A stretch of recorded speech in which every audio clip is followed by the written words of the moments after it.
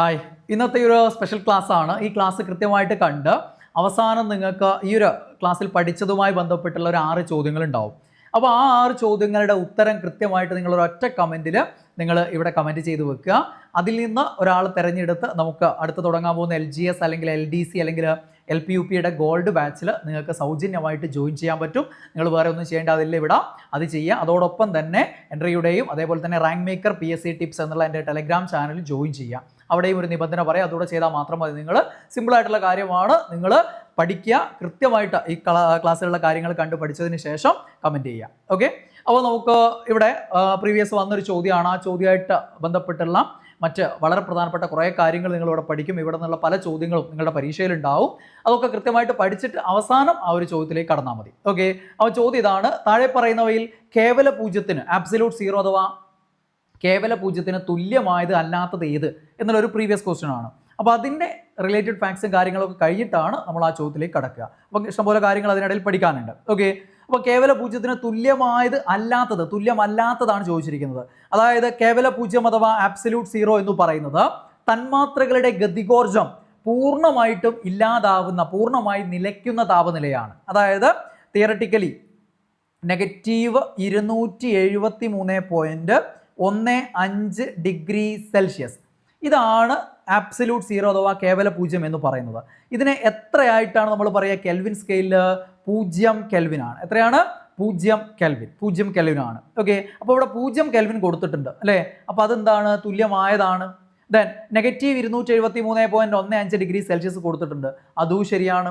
Then degree ഫാരൻഹീറ്റിലാണെങ്കിൽ അത് -459.67 degree Celsius ആണ്, degree Fahrenheit ആണ്. ഓക്കെ, അപ്പോൾ ഇതൊക്കെ ശരിയാണ്. ഏതാണ് തെറ്റായത്? 0 ഡിഗ്രി സെൽഷ്യസ് ആണ്. അപ്പോൾ ഡിഗ്രി സെൽഷ്യസ് രണ്ടെണ്ണം കാണുമ്പോൾ തന്നെ നമുക്കറിയാം അതിലൊന്ന് തെറ്റായിരിക്കും എന്നുള്ളത് അല്ലേ? അപ്പോൾ -273.15 ഡിഗ്രി സെൽഷ്യസ് ആണ്. അത് നമ്മൾ റൗണ്ട് ചെയ്തിട്ട് എത്രയായിട്ട് പറയാറുണ്ട്? -273 ഡിഗ്രി സെൽഷ്യസ് എന്ന് പറയാറുണ്ട് അല്ലേ? അപ്പോൾ ഇതാണ് ആബ്സല്യൂട്ട് സീറോ അഥവാ കേവല പൂജ്യം എന്ന് പറയുന്നത്. അച്ചീവ് ചെയ്യാൻ പറ്റുന്ന ഏറ്റവും താഴ്ന്ന താപനിലയാണ് -273.15 എന്ന് പറയുന്നത്. ഓക്കെ, ബൂമറാങ് നെബുല ഏകദേശം അതിനോടടുത്ത്, അവിടെ പോലും ഇത് എന്താണ് സൈദ്ധാന്തികപരമായിട്ട് പറയാൻ നല്ലത് അച്ചീവ് ചെയ്യുന്ന പ്രകൃതിയിൽ ഒരു സ്ഥലങ്ങളും ഇല്ല. ഏകദേശം ഇതിനടുത്ത് -272 അല്ലേ, ആ ഒരു റേഞ്ചിലേക്ക് എത്തിയിട്ടുള്ളതാണ് എന്തെന്ന് പറയുന്നത് ബൂമറാങ് നെബുല എന്ന് പറയുന്നത്. വളരെ അപൂർവമായിട്ട് മാത്രം പരീക്ഷയിൽ വന്നിട്ടുള്ള ഒരു ചോദ്യമാണത്. ഓക്കെ, യെസ്, നമുക്ക് ഇതുമായിട്ട് ബന്ധപ്പെട്ട മറ്റു കാര്യങ്ങളിലേക്ക് പോവാം. അപ്പം താപം, താപനില എന്താ വ്യത്യാസം അറിയാലോ? താപം എന്ന് പറയുമ്പോൾ ഒരു വസ്തുവിൻ്റെ താപം എന്ന് പറയുമ്പോൾ ആ വസ്തുവിൽ കുറേ തന്മാത്രകൾ അടങ്ങിയിട്ടുണ്ടാവും. ഇവിടെ ഞാനിത് 5 തന്മാത്രകൾ കൊടുത്തിട്ടുണ്ട്. ഈ പദാർത്ഥത്തിൻ്റെ താപം എന്ന് പറഞ്ഞു കഴിഞ്ഞാൽ ഈ പദാർത്ഥത്തിലെ തന്മാത്രകളെല്ലാം അങ്ങോട്ടും ഇങ്ങോട്ടും ഇങ്ങനെ ചലിച്ചുകൊണ്ടിരിക്കുകയാണ്. ചലിക്കുന്നു, കൂട്ടിയിടിക്കുന്നു. ഇങ്ങനെ തന്മാത്രകൾക്ക് ചലനം കൊണ്ട് എന്ത് ലഭ്യമാകുന്നുണ്ട്? ഗതികോർജം ലഭ്യമാകുന്നുണ്ട് അല്ലെ? എല്ലാ തന്മാത്രകൾക്കും ഇവിടെ എന്തുണ്ടാവും? ഗതികോർജം ഉണ്ടാവും. ഇതിലുള്ള എല്ലാ തന്മാത്രകളുടെയും കൂടെ ആകെ ഗതികോർജത്തെയാണ് നമ്മൾ എന്ത് പറയുക? താപം എന്ന് പറയാം. അതായത് തന്മാത്രകളുടെ ആകെ ഗതികോർജത്തിന്റെ അളവിനെ എന്ത് വിളിക്കും? താപം. ഇതിൽ ഓരോന്നിൻ്റെയും ഗതികോർജം വ്യത്യാസപ്പെട്ടിരിക്കും അല്ലേ? ചിലപ്പം ഇതിൻ്റെത് അല്ലേ നമുക്കൊരു ജൂളായിട്ട് കാണാം, ഇത് 2 ജൂള്, ഇത് 3 ജൂള്, ഇത് 4 ജൂള്, ഇത് 5 ജൂള്. അപ്പോൾ അങ്ങനെ കാണാം, നമുക്ക് വെറുതെ പറഞ്ഞതേ ഉള്ളൂ. അങ്ങനെ ആകുമ്പോൾ ഈ ഒരു പദാർത്ഥത്തിൻ്റെ ആകെ താപം എന്ന് പറയുന്നത് ഇതിൻ്റെ എല്ലാം കൂടെയുള്ള മൊത്തം ഗതികോർജമാണ്. അപ്പോൾ എല്ലാത്തിൻ്റെയോട് കൂട്ടുമ്പോൾ 1 + 2 + 3 + 4 + 5 എന്ന് പറയുമ്പോൾ എത്ര കിട്ടും? 1 + 2 3, 3 3 6, 4 10, 15 കിട്ടും അല്ലേ? അപ്പോൾ 15 ജൂൾ. ഇതാണ് ഇവിടെ ആകെ താപം എന്ന് പറയുന്നത്. എന്നാൽ ഇതിൻ്റെ താപനില എന്ന് പറയുന്നത് ഇതിലെ ഓരോ തന്മാത്രകളുടെയും ഗതികോർജം വ്യത്യാസമാണല്ലോ. അപ്പോൾ അവയുടെ ശരാശരി ഗതികോർജം എടുക്കുന്നതിനെയാണ് നമ്മൾ എന്ത് പറയുക? താപനില എന്ന് പറയുന്നത്. ശരാശരി എടുക്കുക എന്ന് പറഞ്ഞാൽ എന്താണ്? എല്ലാത്തിൻ്റെയും കൂടെ കൂട്ടിയിട്ട് എത്ര എണ്ണമുണ്ടോ അത്ര കൊണ്ട് ഹരിക്കണ്ടേ? ഞാൻ കാര്യം മനസ്സിലാകാൻ വേണ്ടിയിട്ട് 5 തന്മാത്ര എന്ന് കൊടുത്തതാണ്, അതുപോലായിരിക്കില്ലല്ലോ. അപ്പോൾ എല്ലാം കൂടെ കൂട്ടിയിട്ട് 5 കൊണ്ട് ഹരിക്കണം, ആ കിട്ടുന്നതാണ്. എന്ന് വെച്ചാൽ അത് ജൂളിലല്ല കിട്ടേണ്ടത്. നമുക്ക് അതിന് നമ്മൾ എന്തിലേക്ക് മാറ്റണം? പിന്നെ അവിടെ ബോൾട്സ്മാൻ കോൺസ്റ്റന്റും കാര്യങ്ങളൊക്കെ ഉണ്ട്, അതൊന്നും നിങ്ങൾ പഠിക്കേണ്ട ആവശ്യമില്ല. അപ്പോൾ അതെന്തായിരിക്കും? വളരെ കൂടിയ താപനിലയായിരിക്കും. സിമ്പിളായിട്ട് കാര്യം മനസ്സിലാകാൻ ഒന്ന് ചിന്തിച്ചാൽ മതി. നിങ്ങൾ കുറഞ്ഞ അളവിൽ അല്ലേ, കുറഞ്ഞ അളവിലുള്ള ഒരു ചെറിയ ഗ്ലാസ്സിൽ ചൂടുവെള്ളം എടുക്കുക. വലിയൊരു പാത്രത്തിൽ അല്ലേ എന്താണ് കുറച്ച് ചൂട് കുറഞ്ഞ വെള്ളം എടുക്കുക. അപ്പം നിങ്ങൾക്ക് തൊട്ട് നോക്കുമ്പോൾ ഭയങ്കരമായിട്ട് പൊള്ളുന്നത് ഏതായിരിക്കും? ചെറിയ ഗ്ലാസ്സിലുള്ള നല്ല ചൂടുവെള്ളത്തിൽ തൊടുമ്പോൾ നന്നായിട്ട് പൊള്ളും.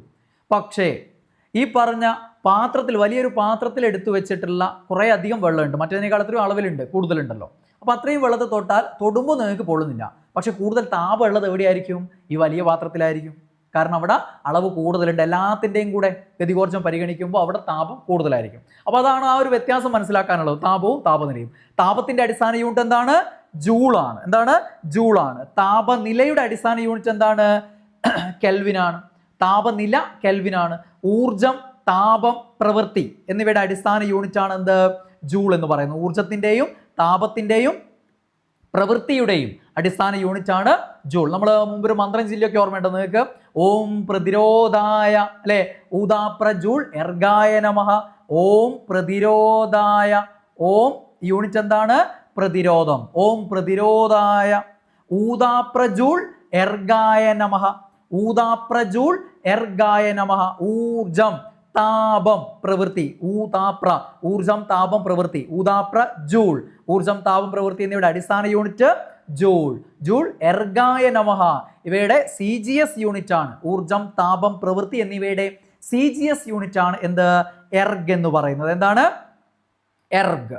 ഊർജം, താപം എന്നിവയുടെ പ്രവൃത്തി എന്നിവയുടെ CGS യൂണിറ്റ് ഏതാണ്?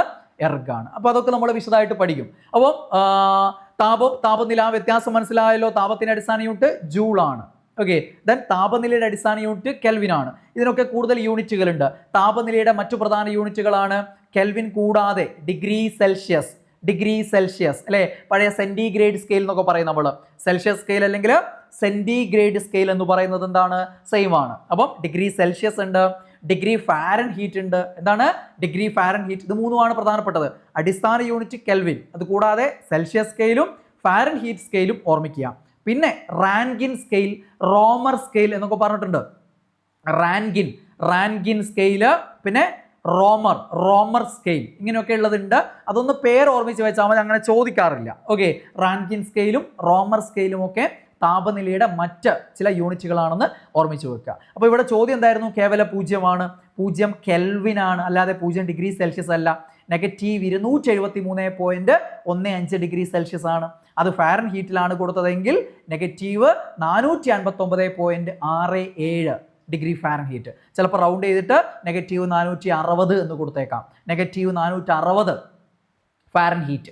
ഇതാണ് കേവല പൂജ്യം അഥവാ അബ്സല്യൂട്ട് സീറോ എന്ന് പറയുന്നത്. അപ്പോൾ ഈ സംഖ്യ ഓർമ്മിക്കണം. 0 എന്ന് കേട്ടിട്ട് 0 ഡിഗ്രി സെൽഷ്യസ് ആണെന്ന് തെറ്റിദ്ധരിച്ചേക്കരുത്. അത് പലപ്പോഴും പലർക്കും അബദ്ധമാവാറുണ്ട്. ഇനി കേവല പൂജ്യത്തിൽ വളരെ അപൂർവമായിട്ട്, ഇനി എങ്ങാനും ഇപ്പം അങ്ങനെയാണല്ലോ പരീക്ഷയിൽ ചോദ്യങ്ങൾ വരുന്നത്, ഇതുവരെ ചോദിക്കാത്ത പല കാര്യങ്ങളും കടന്നു വരികയല്ലേ. ഇനി അങ്ങനെ കടന്നു വന്നു കഴിഞ്ഞാൽ അവിടെ ഓർമ്മിക്കേണ്ടത് അബ്സല്യൂട്ട് സീറോ എന്ന് പറയുമ്പോൾ കെൽവിനിൽ മാത്രമാണ് 0 കെൽവിൻ, അല്ലേ? നമുക്ക് അറിയുന്ന പ്രധാന സ്കെയിലുകളിൽ Celsius scale, Fahrenheit scale, Kelvin scale, ആ കൂട്ടത്തിൽ.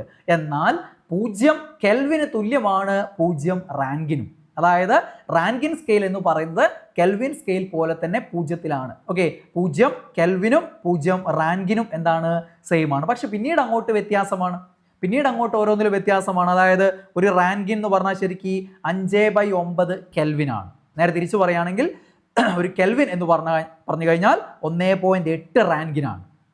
അത് പരീക്ഷ അത്രയും സ്റ്റാൻഡേർഡ് ആയാൽ, അത്രയും ടഫ് ആയാൽ മാത്രമേ ഈ ചോദ്യങ്ങൾ വരുള്ളൂ. അതല്ലാതെ ചോദിച്ചിട്ടില്ല ഇതുവരെ. ഓക്കെ.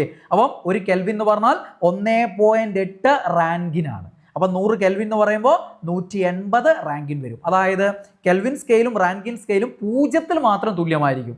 പിന്നീട് അങ്ങോട്ട് വ്യത്യാസമാണ്. കാരണം ഓരോ വിഭജനങ്ങളിലും വ്യത്യാസങ്ങളുണ്ട്. ഒരു കെൽവിൻ എന്ന് പറഞ്ഞാൽ 1.8 റാൻകിനാണ്. അപ്പോൾ ആ വ്യത്യാസം അങ്ങോളം പിന്നെ വരുമല്ലോ. അപ്പോൾ പിന്നെ ഒരിക്കലും തുല്യമാവില്ല. കെൽവിൻ സ്കെയിലും റാൻകിൻ സ്കെയിലും എത്രയിൽ തുല്യമാവും?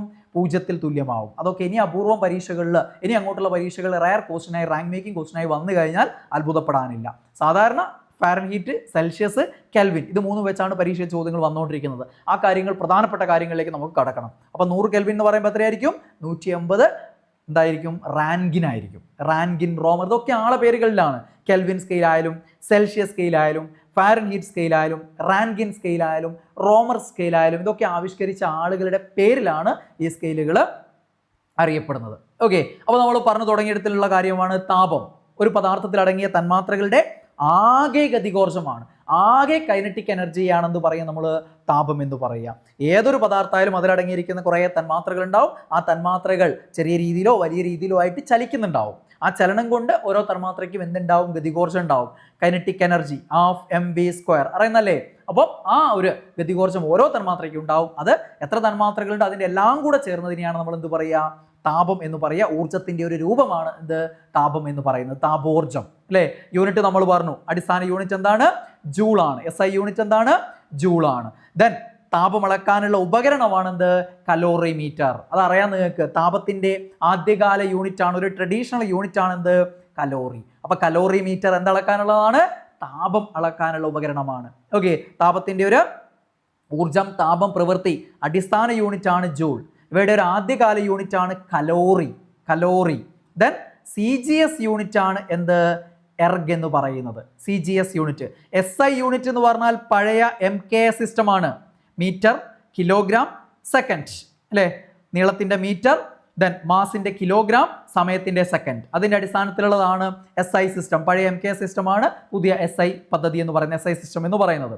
എന്നാൽ CGS യൂണിറ്റ് എന്ന് പറഞ്ഞാൽ ഇതിന് പകരമായിട്ട് മീറ്ററിന് പകരം സെന്റിമീറ്റർ, കിലോഗ്രാമിന് പകരം ഗ്രാം, ദെൻ സെക്കൻഡിന് പകരം എന്താണ്? സെക്കൻഡ്. അത് മാത്രം സെയിം, ബാക്കിയെല്ലാം വ്യത്യാസം. ആ അടിസ്ഥാനത്തിലുള്ളതാണ് CGS യൂണിറ്റ്. അപ്പം ഊർജം, താപം, പ്രവൃത്തിയുടെ ഒക്കെ CGS യൂണിറ്റ് ആണ് ഇത് എർഗ് എന്ന് പറയുന്നത്. എന്താണ്? എർഗ്. ഇതിന് തമ്മിലുള്ള ബന്ധം സ്ഥിരം പരീക്ഷയിൽ വരുന്നതാണ്. ഒരു കലോറി സമം എത്ര ജൂൾ?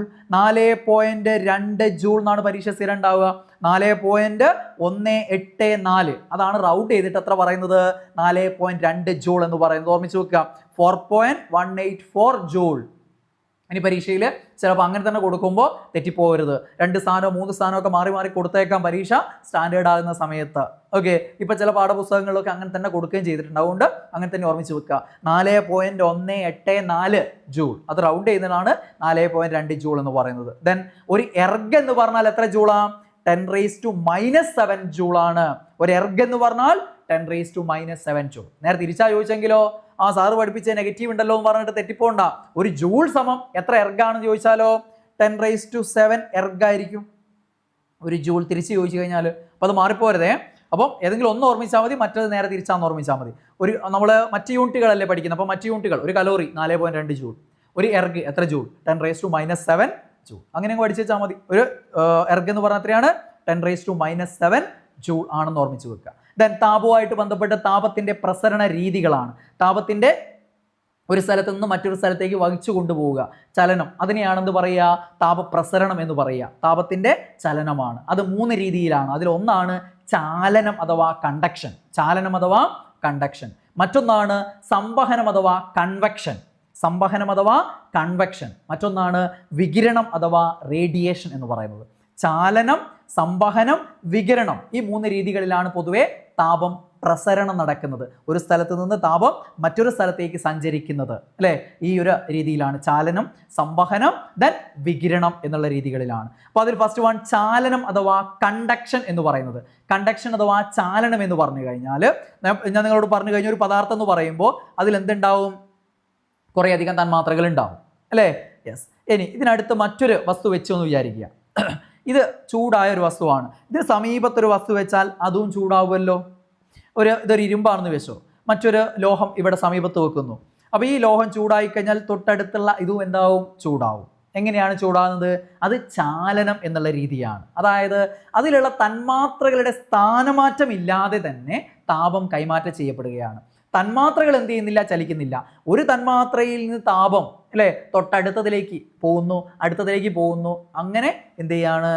അപ്പുറത്തേക്കും കിട്ടുകയാണ്. നിങ്ങൾ ഏതെങ്കിലുമൊക്കെ പാത്രം ചൂടാക്കുമ്പോൾ ആ പാത്രം അല്ലേ, ആ പാത്രത്തിൻ്റെ ആ ഭാഗം ഉണ്ടല്ലോ, അത് ചൂടായി കഴിഞ്ഞാൽ പിന്നെ അതിൻ്റെ കൈഭാഗം ഉണ്ടാവും, അതിലേക്കും ചൂട് ചെറുതായിട്ട് വരുന്നില്ല. അതിൻ്റെ കോട്ടിങ് വേറെ, താപത്തെ വഹിക്കാത്ത, താപചാലകമല്ലാത്ത എന്തെങ്കിലും കോട്ടിങ് ഉള്ളതുകൊണ്ടല്ലേ നമുക്ക് ആ കൈപ്പിടിയിൽ അറിയാത്തത് അല്ലേ, അല്ലാത്തടത്തിലേക്ക് വരുന്നില്ലേ?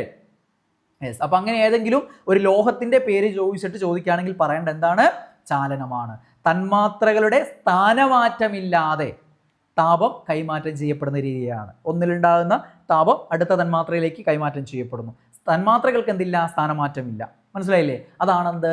ചാലനം എന്ന് പറയുന്നത്. അത് പ്രധാനമായിട്ടും ഖരവസ്തുക്കളിലാണ് ചാലനം നടക്കുന്നത്. ഒന്ന് ചിന്തിച്ചാൽ മതി, ഖരവസ്തുക്കളിൽ തന്മാത്രകൾ ഇങ്ങനെ അടുത്തടുത്ത് സ്ഥിതി കൊള്ളുകയായിരിക്കുമല്ലോ. അപ്പം ചലിക്കാൻ പറ്റുന്നത് അങ്ങനെ തന്നെ ചിന്തിച്ച് വെച്ചാൽ മതി. ഓക്കെ. അപ്പം ചാലനം അഥവാ കണ്ടക്ഷൻ. ദെൻ സംവഹനം അഥവാ കൺവെക്ഷൻ. സംവഹനം എന്താണ്? തന്മാത്രകളുടെ യഥാർത്ഥ സ്ഥാനമാറ്റം വഴി എന്ത് ചെയ്യുക, താപം കൈമാറ്റം ചെയ്യപ്പെടുന്ന രീതിയാണ്. യഥാർത്ഥത്തിൽ തന്മാത്രകൾക്ക് എന്ത് സംഭവിക്കുന്നുണ്ട്, സ്ഥാനമാറ്റം സംഭവിക്കുന്നുണ്ട്. ഓക്കെ, അങ്ങനെ എന്താണ് താപം കൈമാറ്റം ചെയ്യപ്പെടുന്നതിനെയാണെന്ന് പറയുക സംവഹനം അഥവാ കൺവെക്ഷൻ എന്ന് പറയുക. പൊതുവെ ദ്രവങ്ങളിൽ, ദ്രവം എന്ന് പറയുമ്പോൾ ദ്രാവകങ്ങളിലും വാതകങ്ങളിലും താപം കൈമാറ്റം ചെയ്യപ്പെടുന്ന രീതി ഏതെന്ന് ചോദിച്ചു കഴിഞ്ഞാൽ ഏതാണ് ഉത്തരം? സംവഹനമാണ്. കടൽക്കാറ്റും കരക്കാറ്റും ഉണ്ടാകുന്നതിന് കാരണമാകുന്നത് ഏതാണെന്ന് ചോദിച്ചു കഴിഞ്ഞാൽ ഏതാണ് ഉത്തരം? സംവഹനം അഥവാ കൺവെക്ഷൻ ആണ്. ചോദിച്ചിട്ടുണ്ട്, പലതവണ പരീക്ഷയിൽ ചോദിച്ചിട്ടുണ്ട്. അപ്പോൾ സംവഹനം ഓർമ്മിച്ച് വെക്കുക. ഖരത്തിൽ ചാലനം, ദ്രാവകങ്ങളിലും വാതകങ്ങളിലും സംവഹനം അഥവാ കൺവെക്ഷൻ.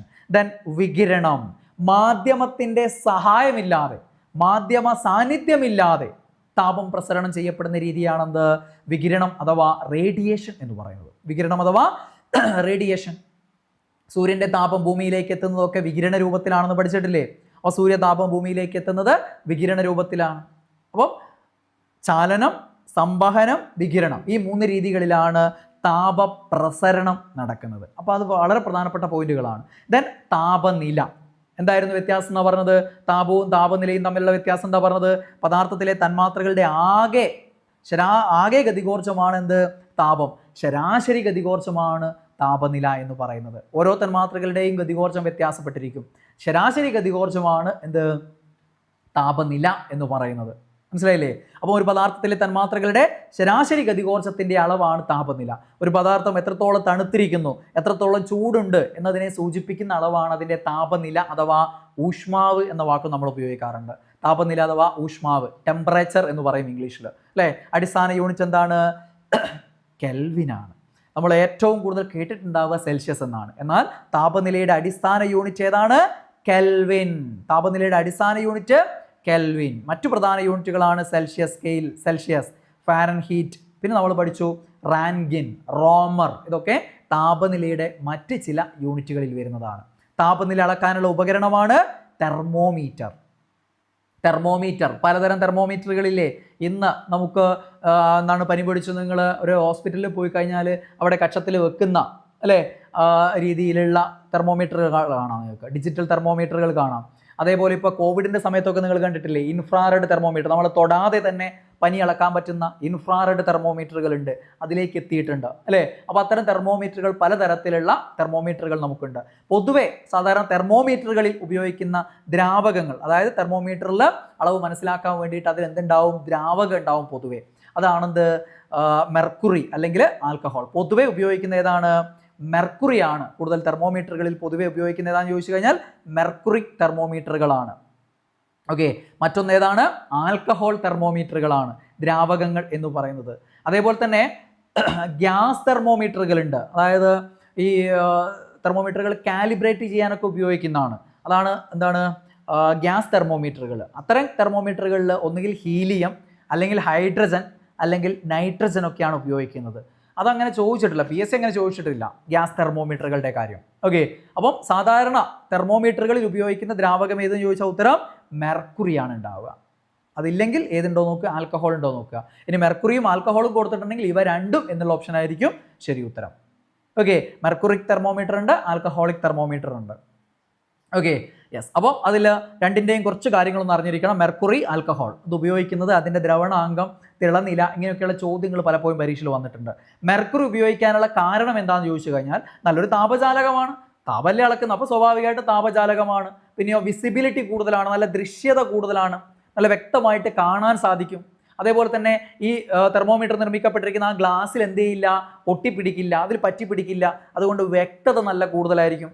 അതേപോലെ തന്നെ എല്ലായിടത്തേക്കും ഒരേ രീതിയിലുള്ള വികാസമാണ് ഇതിന്. എന്താണ്? തെർമൽ എക്സ്പാൻഷൻ ഒരേപോലെയാണ്. ചൂടാകുമ്പോഴുള്ള അതിൻ്റെ വികാസം ഉണ്ടല്ലോ മെർക്കുറിയുടേത്, അത് എല്ലായിടത്തേക്കും ഒരേ രീതിയിലാണ് വികസിക്കുന്നത്, തെർമൽ എക്സ്പാൻഷൻ. അതുകൊണ്ടൊക്കെ തന്നെയാണ് ഏറ്റവും കൂടുതലായിട്ട് എന്ത് ഉപയോഗിക്കുന്നതിനുള്ള കാരണം?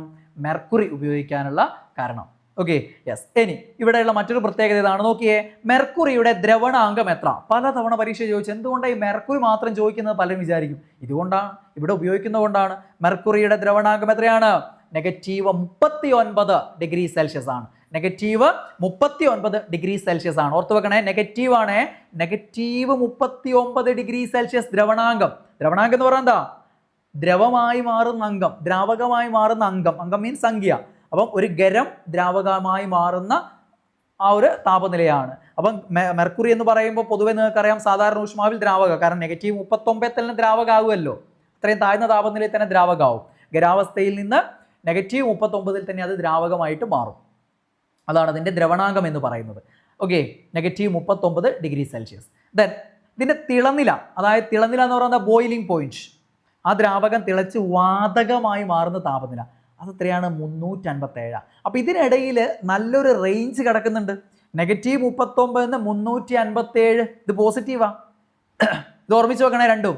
ദ്രവണാങ്കം മെർക്കുറി -39, തിളനില ഓർമ്മിക്കാൻ ഒരു എളുപ്പമുണ്ട്, 357 ഒറ്റ സംഖ്യകൾ, 357 357 ഡിഗ്രി സെൽഷ്യസ്. അങ്ങനെ ഓർമ്മിച്ചാൽ കുറച്ചുകൂടി എളുപ്പത്തിൽ കിട്ടും, 357 ഡിഗ്രി സെൽഷ്യസ്. അപ്പോൾ ഇതിനിടയിൽ വലിയൊരു റേഞ്ച് ഉള്ളത് കൊണ്ട് തന്നെയാണ് പൊതുവെ എന്തുപയോഗിക്കുന്നത്? മെർക്കുറി ഉപയോഗിക്കുന്നത്. ദെൻ ഇവിടെ ആൽക്കഹോളിനെ കുറിച്ചും അറിഞ്ഞിരിക്കുക. ആൽക്കഹോളും പൊതുവെ ഉപയോഗിക്കാറുണ്ട്. ആൽക്കഹോളിൻ്റെ ദ്രവണാങ്കം എന്ന് പറയുന്നത് -114 ഡിഗ്രി സെൽഷ്യസ് ആണ്. റൗണ്ട് ചെയ്തിട്ട് ഓർമ്മിച്ചാൽ -114.1 എന്നൊന്നും വേണ്ട, -114 ഡിഗ്രി സെൽഷ്യസ് ദ്രവണാങ്കം ആൽക്കഹോൾ. ആൽക്കഹോൾ എന്ന് പറയുമ്പോൾ എത്തനോൾ ആണ്. ഈഥൈൽ ആൽക്കഹോൾ അഥവാ എഥനോൾ, നമ്മൾ കുടിക്കാൻ ഉപയോഗിക്കുന്ന ആൽക്കഹോൾ ഉണ്ടല്ലോ, നമ്മളല്ല നിങ്ങൾ, ഞാനത് കുടിക്കില്ല. ഓക്കെ, -114 ഡിഗ്രി സെൽഷ്യസ് ആണ് എഥനോൾ അഥവാ ഈഥൈൽ ആൽക്കഹോൾ. എത്രയാണ്? -114 ഡിഗ്രി സെൽഷ്യസ്. അതിൻ്റെ തിളനില, തിളച്ച് വാതകം ഗ്യാസ് ആയി മാറുന്നത് എത്രയില്ല? 78 ഡിഗ്രി സെൽഷ്യസിലാണ്. എത്രയാണ്? 78. അപ്പോൾ ഇത് രണ്ടും റൗണ്ട് ചെയ്തിട്ട് ഈ സംഖ്യ ഓർമ്മിച്ചാൽ മതി. ദ്രവണാങ്കം 114, -114, തിളനില 78. ഇതാണ് ആൽക്കഹോളിൻ്റെ, എത്തനോളിൻ്റെ ദ്രവണാങ്കവും തിളനിലയും. ഇതൊക്കെ ഇത് രണ്ടിൻ്റെയും, മെർക്കുറിയുടെയും ആൽക്കഹോളിൻ്റെ എന്നല്ലെങ്കിൽ എത്തനോളിൻ്റെ എന്നുള്ള രീതിയിൽ ചോദിക്കാനുള്ള കാരണം ഇതാണ്. ഇത് ഇവിടെ ഉപയോഗിക്കുന്നത് കൊണ്ടാണ് പല പരീക്ഷകളിലും ഇവയുടെ ദ്രവണാങ്കവും തിളനിലയും പല ചോദ്യപേപ്പറുകളിലും വന്നിട്ടുള്ളത്. ഓക്കെ, ആ പോയിന്റ് ഓർമ്മിച്ച് വെക്കുക. ഇനി നമ്മൾ കൂടുതലും എന്താണ് ഉപയോഗിക്കുക എന്ന് പറഞ്ഞു? മെർക്കുറിക് തെർമോമീറ്റർ ആണെന്ന് പറഞ്ഞു. എന്നാൽ അതിശൈത്യ പ്രദേശങ്ങളിൽ കൂടുതലായിട്ടും ഉപയോഗിക്കുന്നത് ഏതാണ്? ആൽക്കഹോളിക് തെർമോമീറ്റർ ആണ്. ആൽക്കഹോളാണ് അതിൽ ഉപയോഗിക്കുന്ന ദ്രാവകം എന്ന് പറയുന്നത്. അത് ഓർത്ത് വെക്കട്ടോ. അതിശൈത്യ പ്രദേശങ്ങളിൽ എന്താണ് ഉപയോഗിക്കുന്നത്? ആൽക്കഹോളാണ്. മെർക്കുറിയേക്കാൾ വികാസശേഷി കൂടുതലാണ്. മെർക്കുറിയേക്കാളും വികാസശേഷി എന്താണ്? കൂടുതലാണ് ആൽക്കഹോളിന്. അതിശൈത്യ പ്രദേശങ്ങളിലെ താപനില അളക്കാൻ ഏറ്റവും അനുയോജ്യമായത് ഏതാണ്? ആൽക്കഹോൾ ആണ്. കാരണം എന്താ? -114, മറ്റേത് -39 വരെയല്ലേ ഉള്ളൂ. Okay, yes. അപ്പോൾ ആ ഒരു കാര്യം ഓർമ്മിച്ചു വെക്കുക, ആൽക്കഹോൾ. അപ്പോൾ മെർക്കുറിയും ആൽക്കഹോളും അത് പ്രത്യേകം ഓർമ്മിക്കുക. ഇനി പലതരം തെർമോമീറ്ററിൽ ഉപയോഗിക്കുന്ന സ്കെയിൽ ഏതാണെന്ന് ചോദിക്കാറുണ്ട്. നമുക്കറിയാം അടിസ്ഥാന താപനില, താപനിലയുടെ അടിസ്ഥാന യൂണിറ്റ് കെൽവിൻ, മറ്റൊന്ന് സെൽഷ്യസ്, മറ്റൊന്ന് ഡിഗ്രി ഫാരൻഹീറ്റ്. പക്ഷേ അടിസ്ഥാന യൂണിറ്റ് കെൽവിൻ ആണെങ്കിലും അത് ഉത്തരം വരുന്ന ഈ ചോദ്യങ്ങൾ പലപ്പോഴും നിങ്ങൾ കാണാറ് പോലും ഉണ്ടാവില്ല. ക്ലിനിക്കൽ തെർമോമീറ്ററിൽ ഏതാണ് ഉപയോഗിക്കുന്നത് ചോദിച്ചാൽ പൊതുവെ ഉത്തരം കൊടുക്കുക ഏതാണ്? ഫാരൻഹീറ്റ് ആണ്. ക്ലിനിക്കൽ തെർമോമീറ്ററിൽ ഉപയോഗിക്കുന്ന സ്കെയിൽ ഏതാണെന്ന് ചോദിച്ചു കഴിഞ്ഞാൽ സെൽഷ്യസും ഫാരൻഹീറ്റും കെൽവിനും ഒക്കെ ഉണ്ടെങ്കിൽ നിങ്ങൾ ഉത്തരം ഫാരൻഹീറ്റ് എഴുതുക.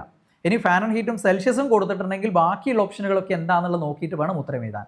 കാരണം ഫാരൻഹീറ്റ് സ്കെയിലും സെൽഷ്യസ് സ്കെയിലും ഉപയോഗിക്കാറുണ്ട്. പ്രത്യേകിച്ചും ഇന്നത്തൊക്കെ മോഡേൺ തെർമോമീറ്ററുകളിലൊക്കെയും രണ്ടും കിട്ടും. ഇപ്പം നമ്മൾ നേരത്തെ പറഞ്ഞ കക്ഷത്തിൽ വെക്കുന്ന ഡിജിറ്റൽ തെർമോമീറ്ററിലൊക്കെ ഒരൊറ്റ പ്രസ്സിൽ നിങ്ങൾക്ക് എന്ത് കിട്ടും? ഫാരൻഹീറ്റും കിട്ടും, സെൽഷ്യസും കിട്ടും. പക്ഷേ മെഡിക്കൽ ഫീൽഡിൽ പൊതുവെ താപനില അല്ലേ, ഫീവറൊക്കെ പറയുക, പനി പറയുക നമ്മൾ എന്തിലാണ്?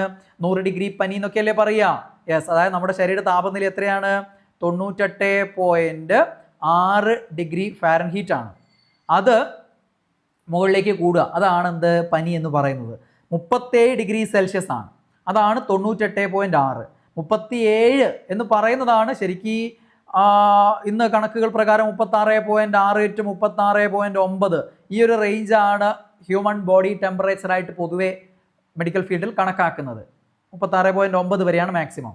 36.9 ആകുമ്പോൾ ഇത് 98.4 ആയിരിക്കും വരിക. അതുകൊണ്ടാണ് ചില പരീക്ഷകൾ അങ്ങനെ കാണുന്നത്. രണ്ടും കൊടുക്കൂല, ഏതാണോ ഉള്ളത് അതിനനുസരിച്ച് ചെയ്യുക.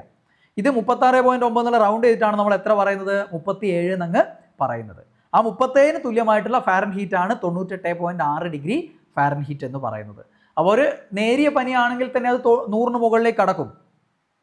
പറഞ്ഞില്ലേ, 98.6 99 100 ആവും. ഒരു ചെറിയ പനിയാണെങ്കിൽ തന്നെ 100 ഡിഗ്രി. നമ്മൾ 100 ഡിഗ്രി പനിയാന്നൊക്കെ പറഞ്ഞാൽ ഭയങ്കര പനി പോലെയൊക്കെയാണ്.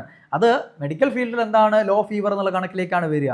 ഒരു 102 ഇതിലോട്ടൊക്കെ വരുന്നവരാണ്, ആ റേഞ്ചിലേക്ക് എത്തുന്നവരാണ് ഒരു ഒരു മോഡറേറ്റ് ഫീവർ എന്നുള്ള ലെവലിലേക്ക് വരുന്നത്. അതിന് മുകളിലേക്ക് പോകുമ്പോൾ ഹൈ ഫീവറായി ഒരു 104 106 ആ ഒരു ലെവലിലേക്കൊക്കെ എത്തുമ്പോഴാണ് ഏറ്റവും മാക്സിമം അല്ലേ എന്താണ് എമർജൻസി കേസായിട്ട് കണക്കാക്കുന്ന പനി എന്ന് പറയുന്നത് ഹൈപ്പർ പൈറക്സിയ എന്നൊക്കെ പറയും. എന്താണ് ഹൈപ്പർ പൈറക്സിയ എന്നൊക്കെ പറയുന്നത്. ഓക്കെ, ആ ലെവലിലേക്ക് എത്തുമ്പോഴാണ്. അപ്പോൾ നോർമൽ ഹ്യൂമൻ ബോഡി ടെമ്പറേച്ചർ 37 അഥവാ 98.6. അത് ബൈ ഹാർട്ട് ഓർമ്മിക്കണം, 98.6 ഡിഗ്രി ഫാരൻഹീറ്റ് ആണ്. ഓക്കെ, അപ്പോൾ ക്ലിനിക്കൽ തെർമോമീറ്ററിൽ പൊതുവെ ഉപയോഗിക്കുന്നത് ഫാരൻഹീറ്റ്. ഉത്തരം ഫാരൻഹീറ്റ്. സെൽഷ്യസ് ഇങ്ങനെയൊക്കെ തന്നെയാണ് കൊടുത്തതെങ്കിൽ ഫാരൻഹീറ്റ് എഴുതുക. ഇനി ഫാരൻഹീറ്റ് സെൽഷ്യസ് ഇവ രണ്ടും എന്നുണ്ടെങ്കിൽ അത് രണ്ടും എന്ന് എഴുതണം. ഫാരൻഹീറ്റും പിന്നെ എന്ത് ഉപയോഗിക്കാറുണ്ട്, സെൽഷ്യസ് സ്കെയിലും ഉപയോഗിക്കാറുണ്ട്. ഇതിൽ തന്നെ രണ്ടും കിട്ടുന്ന രീതിയിലാണ് ഇന്നത്തെ ഭൂരിഭാഗം തെർമോമീറ്ററുകളും ഉള്ളത്, ക്ലിനിക്കൽ തെർമോമീറ്ററുകൾ.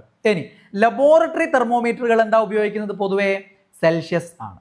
ലബോറട്ടറി തെർമോമീറ്ററുകളിൽ കണക്കുകൾ പൊതുവെ ഉപയോഗിക്കുന്നതാണ് സെൽഷ്യസ് സ്കെയിലാണ് കൂടുതലായിട്ടും യൂസ് ചെയ്യുന്നത്. പൊതുവെ ഇങ്ങനൊരു ചോദ്യം വന്നാൽ എന്ത് എഴുതുക, സെൽഷ്യസ് സ്കെയിൽ എന്ന് എഴുതുക. അവിടെ ആവശ്യമായ കൺവേർഷൻ്റെ കാര്യത്തിൽ സെൽഷ്യസിൽ കണ്ടിട്ട് എന്താണ് കെൽവിനിലേക്ക് മാറ്റുകയാണ് ചെയ്യുന്നത്. ഇനി ഇതുവരെ പരീക്ഷ ചോദിച്ചിട്ടില്ല, ഇനി ചോദിച്ചേക്കാം. ക്രയോജനിക് തെർമോമീറ്റർ, വളരെ താഴ്ന്ന താപനിലയൊക്കെ അളക്കാനുള്ള തെർമോമീറ്ററാണ് ക്രയോജനിക് തെർമോമീറ്റർ. ക്രയോജനിക് തെർമോമീറ്റർ, അതേപോലെ നേരത്തെ പറഞ്ഞ സ്റ്റാൻഡേർഡ് ഗ്യാസ് തെർമോമീറ്റർ, ഹീലിയമോ അല്ലെങ്കിൽ ഹൈഡ്രജൻ, നൈട്രജൻ ഇങ്ങനെ ഏതെങ്കിലും ഗ്യാസ് ഉപയോഗിച്ചിട്ടുള്ള സ്റ്റാൻഡേർഡ് ഗ്യാസ് തെർമോമീറ്റർ കാലിബ്രേറ്റ് ചെയ്യാൻ വേണ്ടിയിട്ട്, മറ്റുള്ളവയെ കാലിബ്രേറ്റ് ചെയ്യാൻ വേണ്ടിയിട്ട് ഉപയോഗിക്കുന്നതാണ് സ്റ്റാൻഡേർഡ് ഗ്യാസ് തെർമോമീറ്റർ എന്ന് പറയുന്നത്. അവിടെ ഉപയോഗിക്കുന്നത് ഏതാണ്, കെൽവിൻ സ്കെയിലാണ് പൊതുവെ ഉപയോഗിക്കുന്നത്. ക്രയോജനിക് വളരെ താഴ്ന്ന താപനിലയല്ലേ, താഴോട്ടുള്ളതല്ലേ വേണ്ടത്, -273 ഡിഗ്രി സെൽഷ്യസ് അല്ലേ 0 കെൽവിൻ. അപ്പോൾ കെൽവിൻ സ്കെയിലിൽ പൊതുവെ താഴ്ന്ന താപനില അളക്കാൻ ഗുണകരമാണ്. അതുകൊണ്ട് ക്രയോജനിക് തെർമോമീറ്ററുകളിൽ കെൽവിൻ സ്കെയിലാണ്, സ്റ്റാൻഡേർഡ് ഗ്യാസ് തെർമോമീറ്ററിൽ എന്താണ്, കെൽവിൻ സ്കെയിലാണ് എന്നുള്ളത് ഓർത്ത് വെക്കുക. ഇനി ഈ 3 സ്കെയിൽ പ്രധാനപ്പെട്ട Celsius scale, Fahrenheit scale, Kelvin scale, ഈ 3 സ്കെയിലുമായിട്ട് ബന്ധപ്പെട്ട് PSCയിൽ വരുന്ന ചില ചോദ്യങ്ങളുണ്ട്. സെൽഷ്യസ് സ്കെയിൽ ആവിഷ്കരിച്ചത് ആരാണ് ചോദിച്ചു കഴിഞ്ഞാൽ ആൻഡേഴ്സ് സെൽഷ്യസ് ആണ്. ആരാണ്, ആൻഡേഴ്സ് സെൽഷ്യസ്. ആൻഡേഴ്സ് സെൽഷ്യസ് ആണ് സെൽഷ്യസ് സ്കെയിൽ. പേര് തന്നെ ഉണ്ട്, Celsius scale, Anders Celsius. Then ഇതിന് ഏറ്റവും താഴ്ന്ന ഒരു പോയിന്റും ഏറ്റവും ഉയർന്ന ഒരു പോയിന്റ് ഉണ്ടാകുമല്ലോ. ആ താഴ്ന്ന പോയിന്റാണ് എന്ത്, ഐസ് പോയിന്റ് എന്ന് പറയുന്നത്. എന്താണ്, ഐസ് പോയിന്റ്. ഐസ് പോയിന്റ് എത്രയാണ്, 0 ഡിഗ്രി സെൽഷ്യസ്. ഏറ്റവും ഉയർന്ന പോയിന്റാണ് സ്റ്റീം പോയിന്റ്. എത്രയാണ്, 100 ഡിഗ്രി സെൽഷ്യസ്. ഇതിനിടയിൽ കൃത്യമായിട്ടുള്ള 100 ഭാഗങ്ങളായിട്ട് വിഭജിച്ചിട്ടുണ്ടാവും. അതാണ് എന്ത്, സെൽഷ്യസ് സ്കെയിൽ എന്ന് പറയുന്നത്. അപ്പോൾ 100 തുല്യ ഭാഗങ്ങൾ, 0, 1, 2 അങ്ങനെ 100 ഭാഗങ്ങൾ, 0 മുതൽ 100 വരെയുള്ളത്, അതാണ് സെൽഷ്യസ് സ്കെയിൽ. അത് ഓർത്ത് വെക്കണം. ഇങ്ങനെ തന്നെ പരീക്ഷ ചോദിക്കാറുണ്ട്, സ്റ്റാൻഡേർഡ് ക്വസ്റ്റ്യൻ ആയിട്ട് മാറും. അപ്പോൾ സെൽഷ്യസ് സ്കെയിൽ അവതരിപ്പിച്ചത് ആൻഡേഴ്സ് സെൽഷ്യസ് ആണ്. ദെൻ ഐസ് പോയിന്റ് അല്ലേ, പിന്നെ സ്റ്റീം പോയിന്റ്. അപ്പോൾ 0, 100. അതായത് ഐസ് പോയിന്റ് എന്ന് പറയുമ്പോൾ നമുക്കറിയാലോ, ഐസ് പോയിന്റ് എന്ന് പറഞ്ഞാൽ എന്താ, ഐസ് പോയിന്റ് എന്ന് പറഞ്ഞാൽ ഐസ് ആകുന്ന പോയിന്റ് അത് തന്നെ വെച്ച് ഇവിടെ കിട്ടും. ഏറ്റവും താഴ്ന്നത് സെൽഷ്യസ് സ്കെയിലിൽ ഐസ് പോയിന്റ് ആയിട്ട് എടുക്കുന്നു. അതായത് ഐസ് പോയിന്റ് എന്ന് പറഞ്ഞു കഴിഞ്ഞാൽ ഐസ് ഉരുകുന്ന താപനില അല്ലെങ്കിൽ ജലം ഐസ് ആകുന്ന താപനില രണ്ടും സെയിം ആണല്ലോ. 0 ഡിഗ്രി സെൽഷ്യസ് ആണല്ലോ. ജലം ഐസ് ആയി മാറുന്നതും ഐസ് ഉരുകി ജലമായി മാറാൻ തുടങ്ങുന്നതും, അതായത് ഐസിൻ്റെ ദ്രവണാങ്കം, ജലത്തിൻ്റെ ഗരണാങ്കം ഫ്രീസിംഗ് പോയിന്റ്, ദ്രവണാങ്കം മെൽറ്റിംഗ് പോയിന്റ്, ഫ്രീസിംഗ് പോയിന്റ് അഥവാ ഗരണാങ്കം ഗരമായി മാറുന്ന താപനില. അപ്പോൾ ഐസിൻ്റെ മെൽറ്റിംഗ് പോയിന്റും ജലത്തിൻ്റെ ഫ്രീസിംഗ് പോയിന്റും എത്രയാണ്, 0 ഡിഗ്രി സെൽഷ്യസ്. അതാണ് സെൽഷ്യസ് സ്കെയിലിൽ ഏറ്റവും താഴ്ന്ന താപനിലയായിട്ട് എടുക്കുന്നത്, ice point 0 degree Celsius. Then ഉയർന്ന താപനിലയെ സ്റ്റീം പോയിന്റ്, ഏറ്റവും താഴ്ന്ന തണുത്തത് 0, ഏറ്റവും ഉയർന്നത് സ്റ്റീം നീരാവി എന്നുള്ള അർത്ഥത്തിൽ. ഐസ് പോയിന്റ് ഏറ്റവും താഴ്ന്നത് അതിലുള്ള, ഏറ്റവും ഉയർന്നത് സ്റ്റീം പോയിന്റ് എത്രയാണ്, 100 ഡിഗ്രി സെൽഷ്യസ് എന്ന് വെച്ച് കഴിഞ്ഞാൽ ജലം തിളയ്ക്കുന്ന താപനില, ജലം തിളച്ച് നീരാവിയായി മാറുന്ന, ജലം എന്ന ദ്രാവകം തിളച്ച് നീരാവി എന്ന വാതകമായി മാറുന്ന താപനില, അതാണ് ബോയിലിംഗ് പോയിന്റ് അഥവാ തിളനില എന്ന് പറയുന്നത്. ജലത്തിൻ്റെ തിളനിലയാണ് 100 ഡിഗ്രി സെൽഷ്യസ്. അപ്പോൾ ജലത്തിൻ്റെ തിളനിലയാണ് ഇതിലെ സ്റ്റീം പോയിന്റ് അഥവാ ഏറ്റവും ഉയർന്ന പോയിന്റ്. അപ്പോൾ ഏറ്റവും താഴ്ന്ന പോയിന്റായിട്ട് ഐസിൻ്റെ ദ്രവണാങ്കം അഥവാ 0 ഡിഗ്രി സെൽഷ്യസും, ഏറ്റവും ഉയർന്ന പോയിന്റായിട്ട് ജലത്തിൻ്റെ തിളനില അഥവാ ബോയിലിംഗ് പോയിന്റും 0 ഡിഗ്രി സെൽഷ്യസ് 100 ഡിഗ്രി സെൽഷ്യസ്, ഇതിനിടയിൽ 100 തുല്യ ഭാഗങ്ങൾ. ഇതാണ് സെൽഷ്യസ് സ്കെയിൽ. അപ്പോൾ അങ്ങനെ തന്നെ പഠിച്ചു വെക്കുക. ആ രീതിയിലാണ് ഇപ്പോൾ ചോദ്യങ്ങൾ വരുന്നത്. അപ്പോൾ അടുത്ത കാലത്ത് ഒരു പരീക്ഷ ചോദ്യങ്ങൾ നിങ്ങൾ കണ്ടിട്ടുണ്ടാവും. ഓക്കെ, ഇനി ഫാരൻഹീറ്റ് സ്കെയിൽ. എന്താണ് ഫാരൻഹീറ്റ് സ്കെയിൽ? ഫാരൻഹീറ്റ് സ്കെയിൽ കണ്ടുപിടിച്ച ആരാ? ഗബ്രിയേൽ ഫാരൻഹീറ്റ് ആണ്. ഗബ്രിയേൽ ഫാരൻഹീറ്റ് ആണ് കണ്ടുപിടിച്ചത്. Gabriel Fahrenheit. ഇവിടെ ഐസ് പോയിന്റ് എത്രയാണ്? 32 ഡിഗ്രി ഫാരൻഹീറ്റ് ആണ് ഐസ് പോയിന്റ്. ഐസ് പോയിന്റ് എത്ര? 32 ഡിഗ്രി ഫാരൻഹീറ്റ്. അതായത് ഈ 0 ഡിഗ്രി സെൽഷ്യസിന് സമാനമാണ്, സെയിം ആണ്. ദെൻ സ്റ്റീം പോയിന്റ് എത്രയാണ്? 212 ഡിഗ്രി ഫാരൻഹീറ്റ് ആണ്. സ്റ്റീം പോയിന്റ് എത്രയാണ്? 212 ഡിഗ്രി ഫാരൻഹീറ്റ് ആണ്. ഇതിന് സമാനമാണ്, ഇതിന് സമാനമാണ്, ഇതിന് സമാനമാണ്.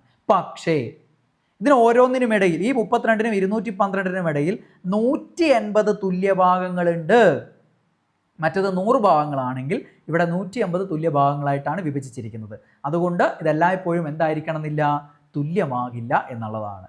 ഓരോന്നും എപ്പോഴാണ് തുല്യമാകുന്നത് എന്നുള്ളത് നമുക്ക് പഠിക്കാനുള്ളതാണ്. സ്ഥിരം ചോദ്യമാണ്, ഇത് ഇപ്പോൾ കഴിഞ്ഞ 10th പ്രിലിംസ് പരീക്ഷയിൽ പോലും ചോദിച്ചിട്ടുണ്ട്. Okay, yes. അപ്പോൾ ഐസ് പോയിന്റ് 32 ഡിഗ്രി ഫാരൻഹീറ്റ്, അതായത് ഇതിന് തുല്യമായിട്ടുള്ള ഫാരൻഹീറ്റ് ആണ് 32 ഡിഗ്രി ഫാരൻഹീറ്റും. സ്റ്റീം പോയിന്റ് 212 ഡിഗ്രി ഫാരൻഹീറ്റുമാണ് ഫാരൻഹീറ്റ് സ്കെയിലിൽ. അപ്പോൾ അങ്ങനെയൊക്കെ ചോദിച്ചേക്കാം പരീക്ഷയിൽ.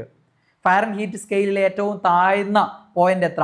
32 ഡിഗ്രി ഫാരൻഹീറ്റ്. ഏറ്റവും ഉയർന്ന പോയിന്റ് എത്ര? 212 ഡിഗ്രി ഫാരൻഹീറ്റ്. അപ്പോൾ എങ്ങനെ ചോദിക്കാം? ഐസ് പോയിന്റും സ്റ്റീം പോയിന്റും എന്നുള്ള രീതിയിൽ ചോദിച്ചേക്കാം. ഓക്കെ, അതാണ് ഫാരൻഹീറ്റ് സ്കെയിൽ. ഇനിയാണ് എന്ത്? Kelvin scale. എന്താണ് Kelvin scale?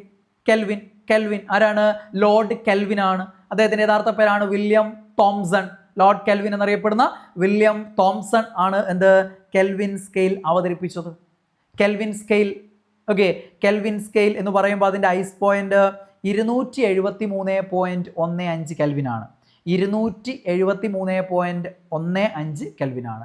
Then steam point എന്ന് പറയുന്നത് 373.15 കെൽവിനാണ്. എത്രയാണ്? 373.15. ഇവിടെ സെൽഷ്യസ് സ്കെയിൽ പോലെ 100 തുല്യ ഭാഗങ്ങളാണ്. 273.15 മുതൽ 373.15 കെൽവിൻ വരെ 100 തുല്യ ഭാഗങ്ങളായിട്ട് വിഭജിക്കപ്പെട്ടതാണ് കെൽവിൻ സ്കെയിൽ എന്ന് പറയുന്നത്. Kelvin scale. Okay, yes. അപ്പോൾ അത് ഓർമ്മിച്ച് വെക്കുക. ദെൻ കെൽവിൻ സ്കെയിലിൽ എന്തുണ്ടാവില്ല? നെഗറ്റീവ് സംഖ്യകൾ ഉണ്ടാവില്ല. അപ്പോൾ നിങ്ങളെയായിരിക്കും സെൽഷ്യസ് സ്കെയിലിൽ 0 to 100, അതിലെവിടെയാണ് നെഗറ്റീവ്? മറ്റിടത്തിൽ 32 to 212, അതിലെവിടെയാണ് നെഗറ്റീവ്? അതല്ല ഉദ്ദേശിക്കുന്നത്. അതിലെന്ത് സംഖ്യകൾ സൂചിപ്പിക്കാം? നമുക്ക് നെഗറ്റീവ് സംഖ്യകൾ സൂചിപ്പിക്കാം, അല്ലേ? പക്ഷേ കെൽവിൻ സ്കെയിലിൽ അത് പറ്റില്ല. കാരണം എന്താ? കെൽവിൻ സ്കെയിൽ എന്ന് പറയുന്നത്, അതായത് നിങ്ങൾക്കറിയാം നെഗറ്റീവ് 273.15 ഡിഗ്രി സെൽഷ്യസ്, അതാണ് എന്ത്? 0 കെൽവിൻ എന്ന് പറയുന്നത്. നെഗറ്റീവ് 273.15 ഡിഗ്രി സെൽഷ്യസ് ആണ് എന്ത്?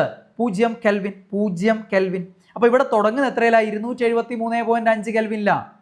അപ്പോൾ ഇതിൻ്റെ കൂടെ 273.5, അല്ലേ? അപ്പോൾ കെൽവിൻ സ്കെയിൽ എന്ന് പറയുന്നത് ഏറ്റവും, അല്ലേ, 0 കെൽവിൻ എന്ന് പറഞ്ഞാൽ നെഗറ്റീവ് 273. അപ്പോൾ അതിൻ്റെ താഴോട്ടേക്ക് പോകേണ്ട ആവശ്യം വരുന്നേ ഇല്ല.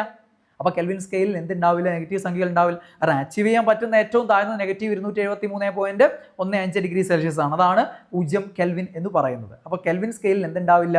നെഗറ്റീവ് സംഖ്യകൾ ഉണ്ടാകില്ല എന്നുള്ള ആ ഒരു പോയിന്റ് ഓർമ്മിച്ച് വെക്കുക. പലതവണ ചോദിച്ചിട്ടുള്ളൊരു ചോദ്യമാണ്. ഓക്കെ, ദെൻ ഇതാണ് ഇവിടുത്തെ ഏറ്റവും ഇമ്പോർട്ടൻറ്റ് ക്വസ്റ്റ്യൻ. സെൽഷ്യസ് സ്കെയിലും ഫാരൻഹീറ്റ് സ്കെയിലും തുല്യമാകുന്നത് എത്രയിലാണ്? നെഗറ്റീവ് 40ലാണ്. നെഗറ്റീവ് 40 ഡിഗ്രി സെൽഷ്യസും നെഗറ്റീവ് 40 ഡിഗ്രി ഫാരൻഹീറ്റും വരും. ഓക്കെ, നെഗറ്റീവ് 40 സെൽഷ്യസ് സ്കെയിലും ഫാരൻഹീറ്റ് സ്കെയിലും തുല്യമാകും. മനസ്സിലായില്ലേ? ഇനി ഇതാണ് ഏറ്റവും കൂടുതൽ തവണ ചോദിച്ചിട്ടുള്ളത്, ഇപ്പോഴും ചോദിച്ചു. ഇനി ഫാരൻഹീറ്റ് സ്കെയിലും കെൽവിൻ സ്കെയിലും തുല്യമാകുന്നത് എത്രയിലാണ്? 574.25 എന്നാണ് നിങ്ങൾ ആദ്യം ഓർമ്മിക്കേണ്ടത്. ഓക്കെ, ഫാരൻഹീറ്റ് സ്കെയിലും കെൽവിൻ സ്കെയിലും തുല്യമാകുന്ന എത്രയിലാണ്? 574.25. 574.25 എന്ന് കിട്ടുന്നത്, ഇത് കണക്ക് കൂട്ടുന്ന സമയത്ത് നമ്മൾ കെൽവിൻ സ്കെയിലും ഫാരൻഹീറ്റ് സ്കെയിലും തുല്യമാകുന്നതിന് കണക്ക് കൂട്ടലിന് എടുക്കുന്ന സമയത്ത് നമ്മൾ കെൽവിൻ എന്ന് പറയുന്നത് നെഗറ്റീവ് 273.15 ഡിഗ്രി സെൽഷ്യസ് അല്ലേ 0 കെൽവിൻ.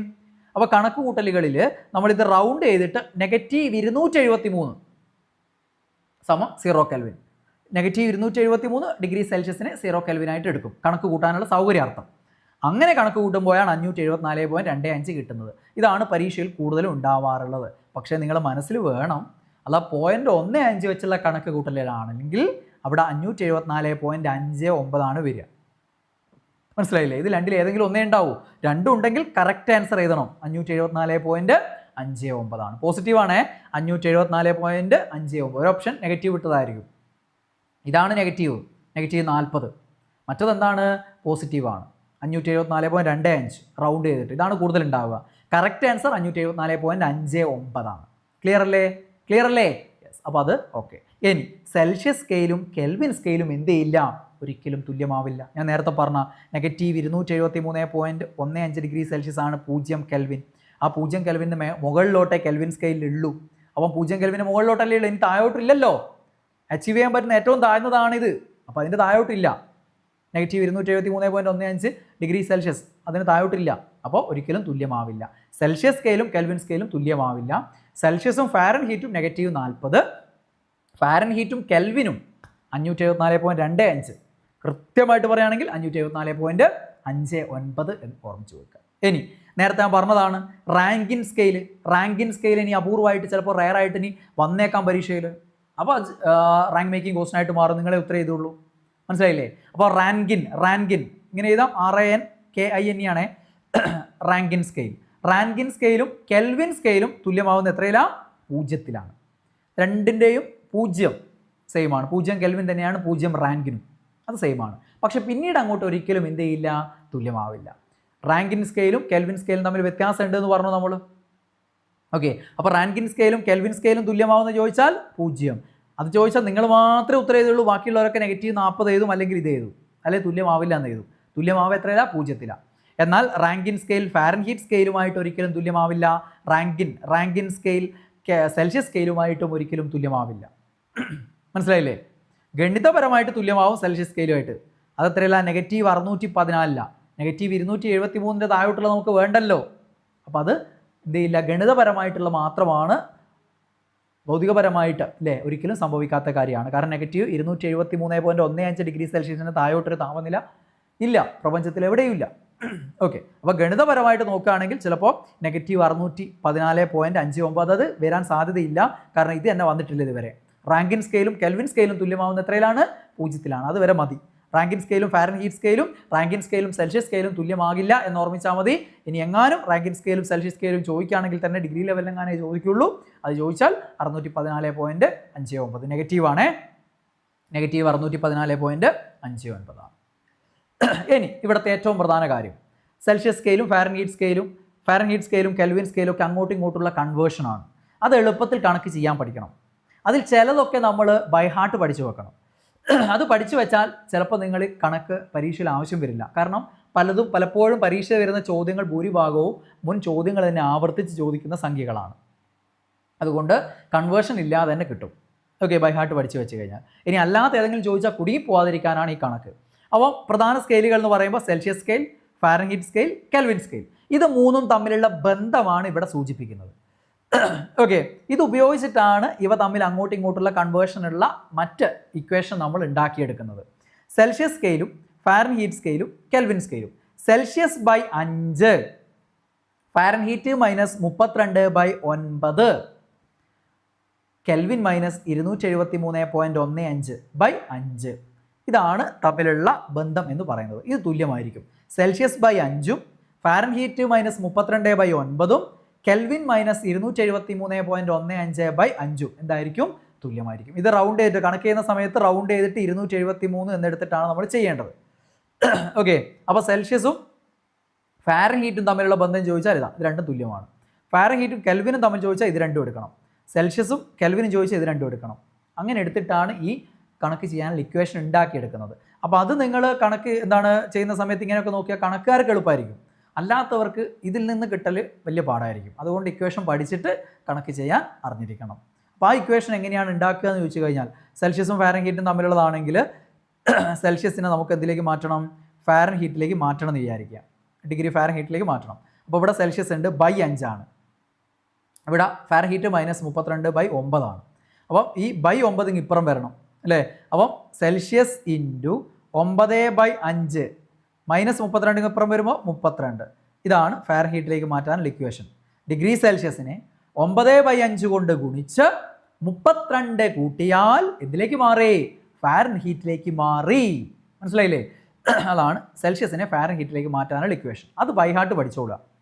കണക്കുമായിട്ട് ബന്ധമില്ലാത്തവർ ഇങ്ങനെ അങ്ങോട്ടും ഇങ്ങോട്ടും മാറ്റാൻ നിൽക്കേണ്ട, ബൈ ഹാർട്ട് പഠിച്ചോളുക. ഡിഗ്രി സെൽഷ്യസിനെ ഫാരൻഹീറ്റിലേക്ക് മാറ്റാൻ ഡിഗ്രി സെൽഷ്യസിനെ 9/5 കൊണ്ട് ഗുണിക്കുക. 9/5 കൊണ്ട് ഗുണിക്കുക പറഞ്ഞാൽ 5 കൊണ്ട് വെട്ടിച്ചുരുക്കാൻ പറ്റുമെങ്കിൽ വെട്ടിച്ചുരുക്കിയിട്ട് ഗുണിക്കുക. വെട്ടിച്ചുരുക്കാൻ പറ്റുന്ന രീതിയിലുള്ളതേ നിങ്ങൾക്ക് കണക്കായിട്ട് ചെയ്യാൻ വരുള്ളൂ. 5 കൊണ്ട് വെട്ടാൻ പറ്റിയതേ വരുള്ളൂ. 20, 50, 100, 150, 200 അങ്ങനെയുള്ളതേ വരുള്ളൂ. അല്ലാത്തൊക്കെ വന്നു കഴിഞ്ഞാൽ വലിയ പാടല്ലേ പരീക്ഷയിൽ, നടക്കൂലല്ലോ. അപ്പോൾ ഡിഗ്രി സെൽഷ്യസിനെ 9/5 കൊണ്ട് ഗുണിച്ചിട്ട് അതിൻ്റെ കൂടെ 32 കൂട്ടിയാൽ എന്തായി? ഫാരൻഹീറ്റിലായി. അപ്പോൾ ഒന്ന് ചെയ്ത് നോക്കാം നമുക്ക്. 100 ഡിഗ്രി സെൽഷ്യസ് 100 ഡിഗ്രി സെൽഷ്യസ് എത്ര ഫാരൻഹീറ്റ് ആണെന്ന് ചോദിച്ചാൽ 100 ഡിഗ്രി സെൽഷ്യസിന് നമുക്ക് എന്ത് ചെയ്യണം? 9/5 കൊണ്ട് ഗുണിക്കണം, എന്നിട്ട് 32 ആഡ് ചെയ്യണം.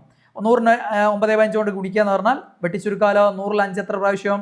20 പ്രാവശ്യം. അപ്പം 20 × 9 180. 20 × 9 150 കിട്ടും. അതിൻ്റെ കൂടെ എത്ര ആഡ് ചെയ്യണം? 32 ആഡ് ചെയ്യണം. 180 + 32 എത്ര കിട്ടും?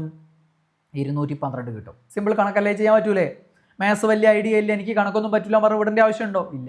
പക്ഷെ ഒരിക്കലും 100 ഡിഗ്രി സെൽഷ്യസ് വന്നിട്ട് നിങ്ങൾ പരീക്ഷ ചെയ്ത് നോക്കിയിട്ട് 212 കണ്ടുപിടിക്കാൻ നിങ്ങൾ പോയി കഴിഞ്ഞിട്ട് ആ ഉത്തരം കിട്ടിയിട്ട് ഞാൻ കണക്ക് ചെയ്ത് കണ്ടുപിടിച്ചു എന്ന് വിചാരിക്കുന്നതിൽ ഒരു കാര്യമില്ല. ഇതേത് PSC ആസ്പിരൻറ്റും, ആപ്ലിക്കൻ്റ് അല്ല, എല്ലാ ആസ്പിരൻറ്റും ഇത് 212 അല്ല അതെന്നെ ഉത്തരം ചെയ്തു. കാരണം എത്രയോ തവണ വന്ന് തയമ്പിച്ച ചോദ്യമാണ്. 100 ഡിഗ്രി സെൽഷ്യസ് എത്രയാണ്? 212 ഡിഗ്രി ഫാരൻഹീറ്റ് ആണ്. ചെയ്ത് നോക്കാൻ നിൽക്കരുത്. ഓക്കെ, അപ്പോൾ 100 × 9/5 + 32 വെട്ടിച്ചുരുക്കുന്നു. 100 5 കൊണ്ട് 20, 20 × 9 180 + 32. ഇതാണ് 20 × 9 + 32. അത് 20 × 9 ഗുണിക്കണം ആദ്യം 180 പ്ലസ് കൂട്ടണം. ബോട്ട് മാത്സ് റൂളൊക്കെ അറിയാലോ. അപ്പോൾ 212 ഡിഗ്രി ഫാരൻഹീറ്റ് കിട്ടും. ഇങ്ങനെയുള്ള ഒന്ന് നിങ്ങൾ ചെയ്ത് നോക്കിയേ. കമൻറ്റ് ചെയ്യാൻ പറഞ്ഞു കഴിഞ്ഞാൽ നിങ്ങൾ ഇവിടെ കമൻറ്റ് ചെയ്ത് കഴിഞ്ഞാൽ നമ്മുടെ ആ ഒരു മത്സരം തമ്മിൽ കൂടി കൊഴിഞ്ഞു പോകും. അതുകൊണ്ട് കമൻറ്റ് ചെയ്യേണ്ട, നിങ്ങളൊന്ന് ചെയ്ത് നോക്കിയാൽ മതി. 200 ഡിഗ്രി സെൽഷ്യസ് എന്ന് പറഞ്ഞാൽ എത്ര ഫാരൻഹീറ്റാണ് ചെയ്ത് നോക്ക്. ഇതും ഞാൻ ബൈ ഹാർട്ട് അങ്ങ് പറയും, ഞാൻ മിടുക്കനാ. 100 ഡിഗ്രി സെൽഷ്യസ് 212 അല്ലേ? അപ്പോൾ 200 ഡിഗ്രി സെൽഷ്യസ് എന്ന് പറഞ്ഞാൽ 424 എന്ന് പറഞ്ഞാൽ തെറ്റാണ്. കാരണം ഒന്നിൽ 100ൻ്റെ വിഭജനം, ഒന്നിൽ 180ൻ്റെ വിഭജനം, രണ്ടും അങ്ങനെ കണക്കൂട്ടാൻ പറ്റുമോ? ഇല്ല. അത് ചെയ്ത് തന്നെ നോക്കണം. മനസ്സിലായില്ലേ? അത് ബൈഹാർട്ട് ഇങ്ങനെ 100ൻ്റെ എനിക്കറിയാം, എന്നാൽ പിന്നെ 200ൻ്റെ 300ൻ്റെ ഒക്കെ ഇങ്ങനെ അങ്ങ് പറയാമെന്ന് വിചാരിച്ചു കഴിഞ്ഞാൽ അത് തെറ്റായിരിക്കും. അത് ചെയ്ത് നോക്കുക. ഓക്കെ, 200ന് എന്ത് ചെയ്യുക? 9/5 കൊണ്ട് ഗുണിച്ചിട്ട് 32 ആഡ് ചെയ്യുക. 200 × 9/5 + 32 ചെയ്ത് നോക്കിയാൽ 200 വെട്ടിച്ചുരുക്കാം. 100ലാവുമ്പോൾ 20 അല്ലേ? 200ലാവുമ്പോൾ 40. 40 × 9 4 36 360 392 വരിക. അത് നിങ്ങൾ ഞാനിങ്ങനെ ബൈഹാർട്ട് പറഞ്ഞ് നോക്കണ്ട, നിങ്ങൾ എന്ത് ചെയ്തോ കണക്ക് ചെയ്ത് നോക്കിക്കോ. കണക്കായിട്ട് വലിയൊരു ഐഡിയ ഇല്ലാത്തവർ അങ്ങനെ ചെയ്ത് പഠിച്ചേക്കുക. 200 300 അങ്ങനെ ഏതെങ്കിലും ചോദിച്ചു കഴിഞ്ഞാൽ പരീക്ഷ ചെയ്യാൻ പാകത്തിൽ അത് അറിഞ്ഞിരിക്കണം. അത് നിർബന്ധമാണ്. സെൽഷ്യസിനെ ഫാരൻഹീറ്റിലേക്ക് മാറ്റാനാണ് കൂടുതലും പരീക്ഷയിൽ ചോദിക്കുക. ഇനി ഫാരൻഹീറ്റിനെ സെൽഷ്യസിലേക്ക് മാറ്റാൻ രണ്ടും ബൈഹാർട്ട് പഠിക്കാൻ നിൽക്കരുത്. ഒരു ഇക്വേഷൻ ബൈഹാർട്ട് പഠിക്കുക. സെൽഷ്യസിനെ 9/5 കൊണ്ട് ഗുണിച്ചിട്ട് 32 കൂട്ടിയിട്ടല്ലേ അങ്ങോട്ടേക്ക് പോയത്, ഫാരൻഹീറ്റിലേക്ക് പോയത്. അപ്പോൾ തിരിച്ച് ഫാരൻഹീറ്റിൽ നിന്ന് സെൽഷ്യസിലേക്ക് പോകാൻ എന്താ ചെയ്യേണ്ടി വരിക? അവസാനം ചെയ്തത് ആദ്യം ചെയ്യണം. ഫാരൻഹീറ്റിലുള്ളതെന്ന് 32 കുറയ്ക്കണം. കൂട്ടിയതല്ലേ, അതാണ് കുറച്ച് കളയണം. എന്നിട്ടോ 9/5 കൊണ്ട് ഗുണിച്ചിട്ടല്ലേ ഇങ്ങോട്ട് പോയത്. അപ്പോൾ തിരിച്ച് 5/9 കൊണ്ട് ഗുണിക്കണം. അപ്പോൾ എന്ത് കിട്ടും? സെൽഷ്യസിലേക്ക് കിട്ടും. ഇതാണ് ഇക്വേഷൻ. ഏതെങ്കിലും ഒരു ഇക്വേഷൻ പഠിക്കുക, അല്ലെങ്കിൽ ഇവിടെയാണോ 5/9 അവിടെയാണോ 9/5 അങ്ങനെയുള്ള കൺഫ്യൂഷൻ വരും. അതുകൊണ്ട് സെൽഷ്യസിനെ ഫാരൻഹീറ്റിലേക്ക് മാറ്റാനുള്ള ഇക്വേഷൻ പഠിക്കുക. സെൽഷ്യസിനെ 9/5 കൊണ്ട് ഗുണിച്ച് 32 ആഡ് ചെയ്താൽ ഫാരൻഹീറ്റ് ആയി. നേരെ തിരിച്ച് ചെയ്യുക. 32 ആദ്യം അങ്ങോട്ട് കുറയ്ക്കുക, എന്നിട്ട് 5/9 കൊണ്ട് ഗുണിച്ചാൽ എന്തായി? സെൽഷ്യസിലേക്ക് തിരിച്ചു വന്നു. ക്ലിയർ അല്ലേ? 50 ഡിഗ്രി ഫാരൻഹീറ്റ് എന്ത് ചെയ്യണം നമുക്ക്? ഇക്വേഷൻ പ്രകാരം 50 - 32 × 5/9. 50 32 കുറച്ചാൽ 18. 18 × 5/9. 18 5/9 എന്ന് പറഞ്ഞാൽ 18 × 5/9 വെട്ടിച്ചുരുക്കാം. 18ൽ 9 2 പ്രാവശ്യം. 2 × 5 10 ഡിഗ്രി സെൽഷ്യസ്. ചെയ്യാൻ പറ്റത്തില്ലേ? പറ്റൂലേ? സിമ്പിൾ അല്ലേ? ഫാരൻഹീറ്റ് തന്നേന്ന് 32 ആദ്യം കുറയ്ക്കുക, എന്നിട്ട് 5/9 കുടിച്ചാൽ മതി. അപ്പോൾ ഇതേപോലെ ഇതൊന്നും നിങ്ങൾ ചെയ്ത് നോക്കുക. കമൻറ്റ് ചെയ്യേണ്ട, അത് ചെയ്ത് നോക്കി കണ്ടുപിടിക്കുക. കമൻറ്റ് നിങ്ങൾ എന്ത് ചെയ്താൽ മതി? അവസാനമുള്ള 6 ചോദ്യത്തിൻ്റെ ഉത്തരം അത് ഞാൻ എല്ലാം സെൽഷ്യസിലാണ് തന്നിരിക്കുന്നത്. അതൊക്കെ ഫാരൻഹീറ്റിലും കെൽവിനിലും നിങ്ങൾ എഴുതണം. അത് ചെയ്യാൻ മാത്രം മതി നിങ്ങൾ ഇവിടെ. ഓക്കെ, എന്നിട്ട് നേരെ റാങ്ക് മേക്കർ PSC ടിപ്സ് എന്ന ടെലഗ്രാം ചാനലിൽ ജോയിൻ ചെയ്യുക. അവിടെ ഞാനൊരു നിർദ്ദേശം പറയും, അതും കൂടെ ചെയ്താൽ മതി. ഓക്കെ, സിമ്പിളായിട്ട് നിങ്ങൾക്ക് ഗോൾഡ് ബാച്ചിൽ സൗജന്യമായിട്ട് ജോയിൻ ചെയ്യാം. Okay, yes. അതല്ലെങ്കിലും ഈ ക്ലാസ് നിർബന്ധമായിട്ടും കാണുക, പഠിച്ചേക്കുക, എല്ലാ പരീക്ഷയിലും വരുന്നതാണ്. Okay, yes. അപ്പോൾ ഇതൊന്ന് കണ്ടുപിടിച്ചോട്ടോ 140ൻ്റെ. യെസ്. അടുത്തത് സെൽഷ്യസിനെ കെൽവിനിലേക്കാക്കാനും പരീക്ഷ ചോദിക്കാറുണ്ട്. വളരെ എളുപ്പമാണ്. കാരണം -273.15 ഡിഗ്രി സെൽഷ്യസ് ആണ് 0 കെൽവിൻ അല്ലേ? അതായത് ഇതിൻ്റെ കൂടെ എന്ത് ചെയ്താലാണോ 0 ആവുക? -273ൻ്റെ കൂടെ +273 കൂട്ടിയാൽ പോരെ അല്ലേ? പോയിന്റ് സംഖ്യ എടുക്കുകയാണെങ്കിൽ 0.15 എടുക്കുക, അത് കൂട്ടിയാൽ മതി. അപ്പോൾ സെൽഷ്യസിൻ്റെ കൂടെ 273 കൂട്ടിയാൽ, കറക്റ്റായിട്ട് പറയുകയാണെങ്കിൽ സെൽഷ്യസിൻ്റെ കൂടെ 273.15 കൂട്ടിയാൽ എന്തിലേക്ക് മാറും? കെൽവിനിലേക്ക് മാറും. ഇതും പലതവണ ചോദിച്ചിട്ടുള്ള 100 ഡിഗ്രി സെൽഷ്യസ് എത്ര കെൽവിനാണ്? 100 ഡിഗ്രി സെൽഷ്യസ് എന്ന് പറഞ്ഞാൽ എത്രയാ? 100 പ്ലസ് 273.15, അതായത് 373.15 കെൽവിനാ. പരീക്ഷയിൽ അധികവും 373 കെൽവിൻ ഉണ്ടാവും. അതായത് കണക്ക് ചെയ്യുന്ന സമയത്ത് പ്രത്യേകം തന്നില്ല എങ്കിൽ നിങ്ങൾ 273 എടുത്ത് കൂട്ടിയാൽ മതി. ഓക്കെ, അപ്പോൾ സെൽഷ്യസിനെ കെൽവിനിലേക്ക് മാറ്റാൻ എളുപ്പമല്ലേ? 273 കൂട്ടിയാൽ മതി. അപ്പോൾ കെൽവിനെ സെൽഷ്യസിലേക്ക് മാറ്റാനോ 273 കുറച്ചാൽ മതി. 373.15 കെൽവിൻ എന്ന് പറഞ്ഞാൽ 273 കുറച്ചാൽ 100 സെൽഷ്യസ്, 100 ഡിഗ്രി സെൽഷ്യസ്. ക്ലിയർ അല്ലേ? അപ്പോൾ അത് സിമ്പിൾ അല്ലേ? സെൽഷ്യസിനെ കെൽവിനിലേക്ക് മാറ്റാനും കെൽവിനെ സെൽഷ്യസിലേക്ക് മാറ്റാനും എളുപ്പമല്ലേ? യെസ്. അപ്പം കെൽവിന് ഏതൊന്നാന്ന് പഠിക്കാവൂ ഇതൊക്കെ. സെൽഷ്യസിനെ കെൽവിനിലേക്ക് മാറ്റാനുള്ള പഠിച്ചു വെച്ചാൽ മതി. എന്താ ആഡ് ചെയ്യുക? 273 കൂട്ടുക, 273 അങ്ങോട്ട് കൂട്ടിയാൽ മതി. നേരെ തിരിച്ച് കെൽവിൻ സെൽഷ്യസിലേക്ക് മാറ്റാം, 273 കുറച്ചാൽ മതി. ആദ്യത്തെ ഓർമ്മിക്കുക, സെൽഷ്യസ് ടു കെൽവിൻ 273 കൂട്ടുക. ക്ലിയർ? അപ്പോൾ പിന്നെ ഇത് ഞാൻ പ്രത്യേകം പറയേണ്ട ആവശ്യമില്ല. ക്ലിയർ അല്ലേ? Okay, yes. അടുത്തത് ഫാരൻഹീറ്റിന് കെൽവിൻ. ഇത് ഞാനിവിടെ ഇക്വേഷനൊക്കെ വെച്ച് എഴുതി വെച്ചിട്ടുണ്ടെന്ന് മാത്രമേ ഉള്ളൂ. ഈ ഇക്വേഷനൊക്കെ പഠിക്കുന്നുണ്ടെങ്കിൽ നിങ്ങൾ ഒരു വിധത്തിലും നിങ്ങൾക്ക് മാത്സ് പറ്റില്ല എന്നുള്ളതാണ് അതിൻ്റെ അർത്ഥം. ഇവിടെ ഇങ്ങനെയൊന്നും നിങ്ങൾ പഠിക്കേണ്ട ആവശ്യമില്ല. ഫാരൻഹീറ്റിൽ നിന്ന് കെൽവിനിലേക്ക് മാറ്റാൻ ഒരിക്കലും ഈ ഇക്വേഷൻ ബൈഹാർട്ട് ആക്കാൻ നിങ്ങൾ പോവുകയും വേണ്ട. ഫാരൻഹീറ്റിൽ നിന്ന് സെൽഷ്യസിലേക്ക് മാറ്റുന്നത് നിങ്ങൾ പഠിച്ചിട്ടുണ്ടല്ലോ. ഫാരൻഹീറ്റിൽ നിന്ന് 32 കുറച്ച് 5/9 കൊണ്ട് ഗുണിച്ചാൽ എന്തായി? സെൽഷ്യസിലേക്ക് മാറി. സെൽഷ്യസ് നിന്ന് കെൽവിനിലേക്ക് മാറ്റാൻ നിങ്ങൾക്ക് അറിയാലോ, 273 കൂട്ടിയാൽ മതി. ഇതാണ് സംഭവം. അതിവിടെ ഒരു ഇക്വേഷനാക്കി എഴുതിയത് മാത്രമേ ഉള്ളൂ. അപ്പോൾ ഇത് ബൈഹാർട്ട് പഠിക്കേണ്ട ആവശ്യമില്ല. ആദ്യത്തെ മാത്രം പഠിച്ചാൽ ഇവിടെയുള്ള ഏത് കണക്കും ചെയ്യാം. സെൽഷ്യസിനെ ഫാരൻഹീറ്റിലേക്ക് മാറ്റാനും മറിച്ച് ഫാരൻഹീറ്റിൽ നിന്ന് സെൽഷ്യസിലേക്ക് മാറ്റാനും പഠിച്ചാൽ ഇവിടെയുള്ള എല്ലാ കണക്കും ചെയ്യാം. ഓക്കെ, അപ്പോൾ സെൽഷ്യസിനെ ഫാരൻഹീറ്റിലേക്ക് മാറ്റാൻ സെൽഷ്യസ് × 9/5 + 32 ഫാരൻഹീറ്റ്. മനസ്സിലായില്ലേ? ഓക്കെ, ക്ലിയർ അല്ലേ? യെസ്. ഇവിടെ ഈ ഇക്വേഷനും കണക്കും ഇങ്ങനെ ചെയ്യേണ്ട ആവശ്യമുണ്ടോ? ഇല്ലല്ലോ. അപ്പോൾ വേണമെങ്കിൽ എന്ന് പറഞ്ഞുതരാം. ഫാരൻഹീറ്റിൽ നിന്ന് കെൽവിനിലേക്ക് മാറ്റാൻ ഫാരൻഹീറ്റിൽ നിന്ന് 32 കുറച്ച് 5/9 ഗുണിച്ചാലാണ് സെൽഷ്യസ് ആവുക. അതിൻ്റെ കൂടെ പ്ലസ് 273 കൂട്ടിയാൽ കെൽവിനിലേക്ക് മാറി. ഈ ഇക്വേഷൻ പ്രകാരം 230 ചെയ്ത് നോക്കിയോ? 230 32 കുറയ്ക്കുന്നു, 5/9 ഗുണിക്കുന്നു, 273 ആഡ് ചെയ്യുന്നു. ഓക്കെ, അപ്പോൾ 230 32 കുറച്ചാൽ 198 കിട്ടും.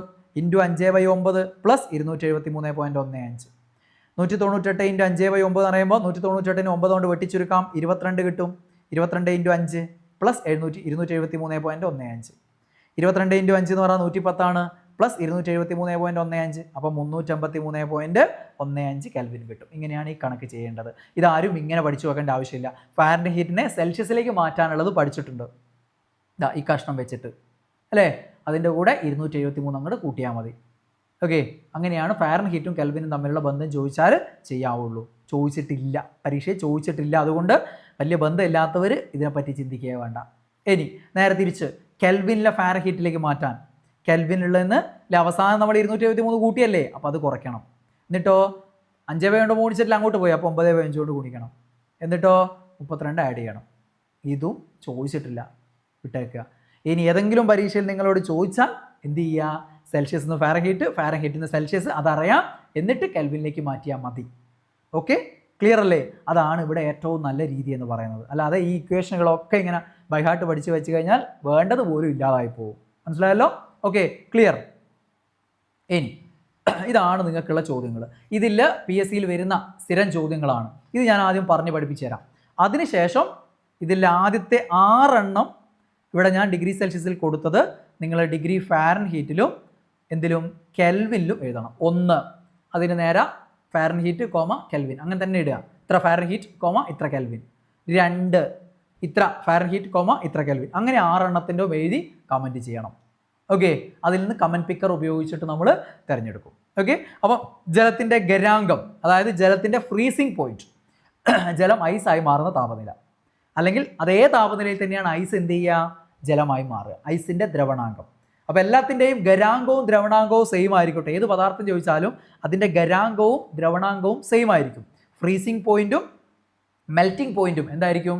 സെയിം ആയിരിക്കും. അപ്പോൾ ജലത്തിൻ്റെ ഖരാങ്കവും ഐസിൻ്റെ ദ്രവണാങ്കവും ഏതൊരു പദാർത്ഥത്തിൻ്റെ ചോദിക്കുമ്പോൾ അതിൻ്റെ അവസ്ഥയിൽ അനുസരിച്ച് പേര് മാറ്റം ഉണ്ടാവും.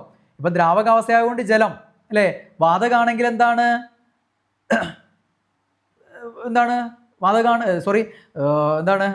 ഖരാങ്കം ദ്രവണാങ്കം അല്ലേ. അപ്പോൾ ജലത്തിൻ്റെ കാര്യമാകുമ്പോൾ ഖരാങ്കം, ജലം ഐസായി മാറുന്നത്. ദെൻ നേരെ തിരിച്ച് ഐസ് ജലമായി മാറുന്നത് അത് എന്താണ്, ദ്രവണാങ്കം. ഓക്കെ, അപ്പോൾ എത്രയാണ്, 0 ഡിഗ്രി സെൽഷ്യസ് ആണ്, ഓർത്ത് വെക്കുക. അപ്പോൾ അത് നിങ്ങൾ എന്ത് ചെയ്യണം, ഫാരൻഹീറ്റും കെൽവിനും അങ്ങനെ എല്ലാം കൂടെ ഒറ്റ കമൻ്റ് ആയിട്ട് ഇടണേ, എന്നാലേ കാര്യമുള്ളൂ.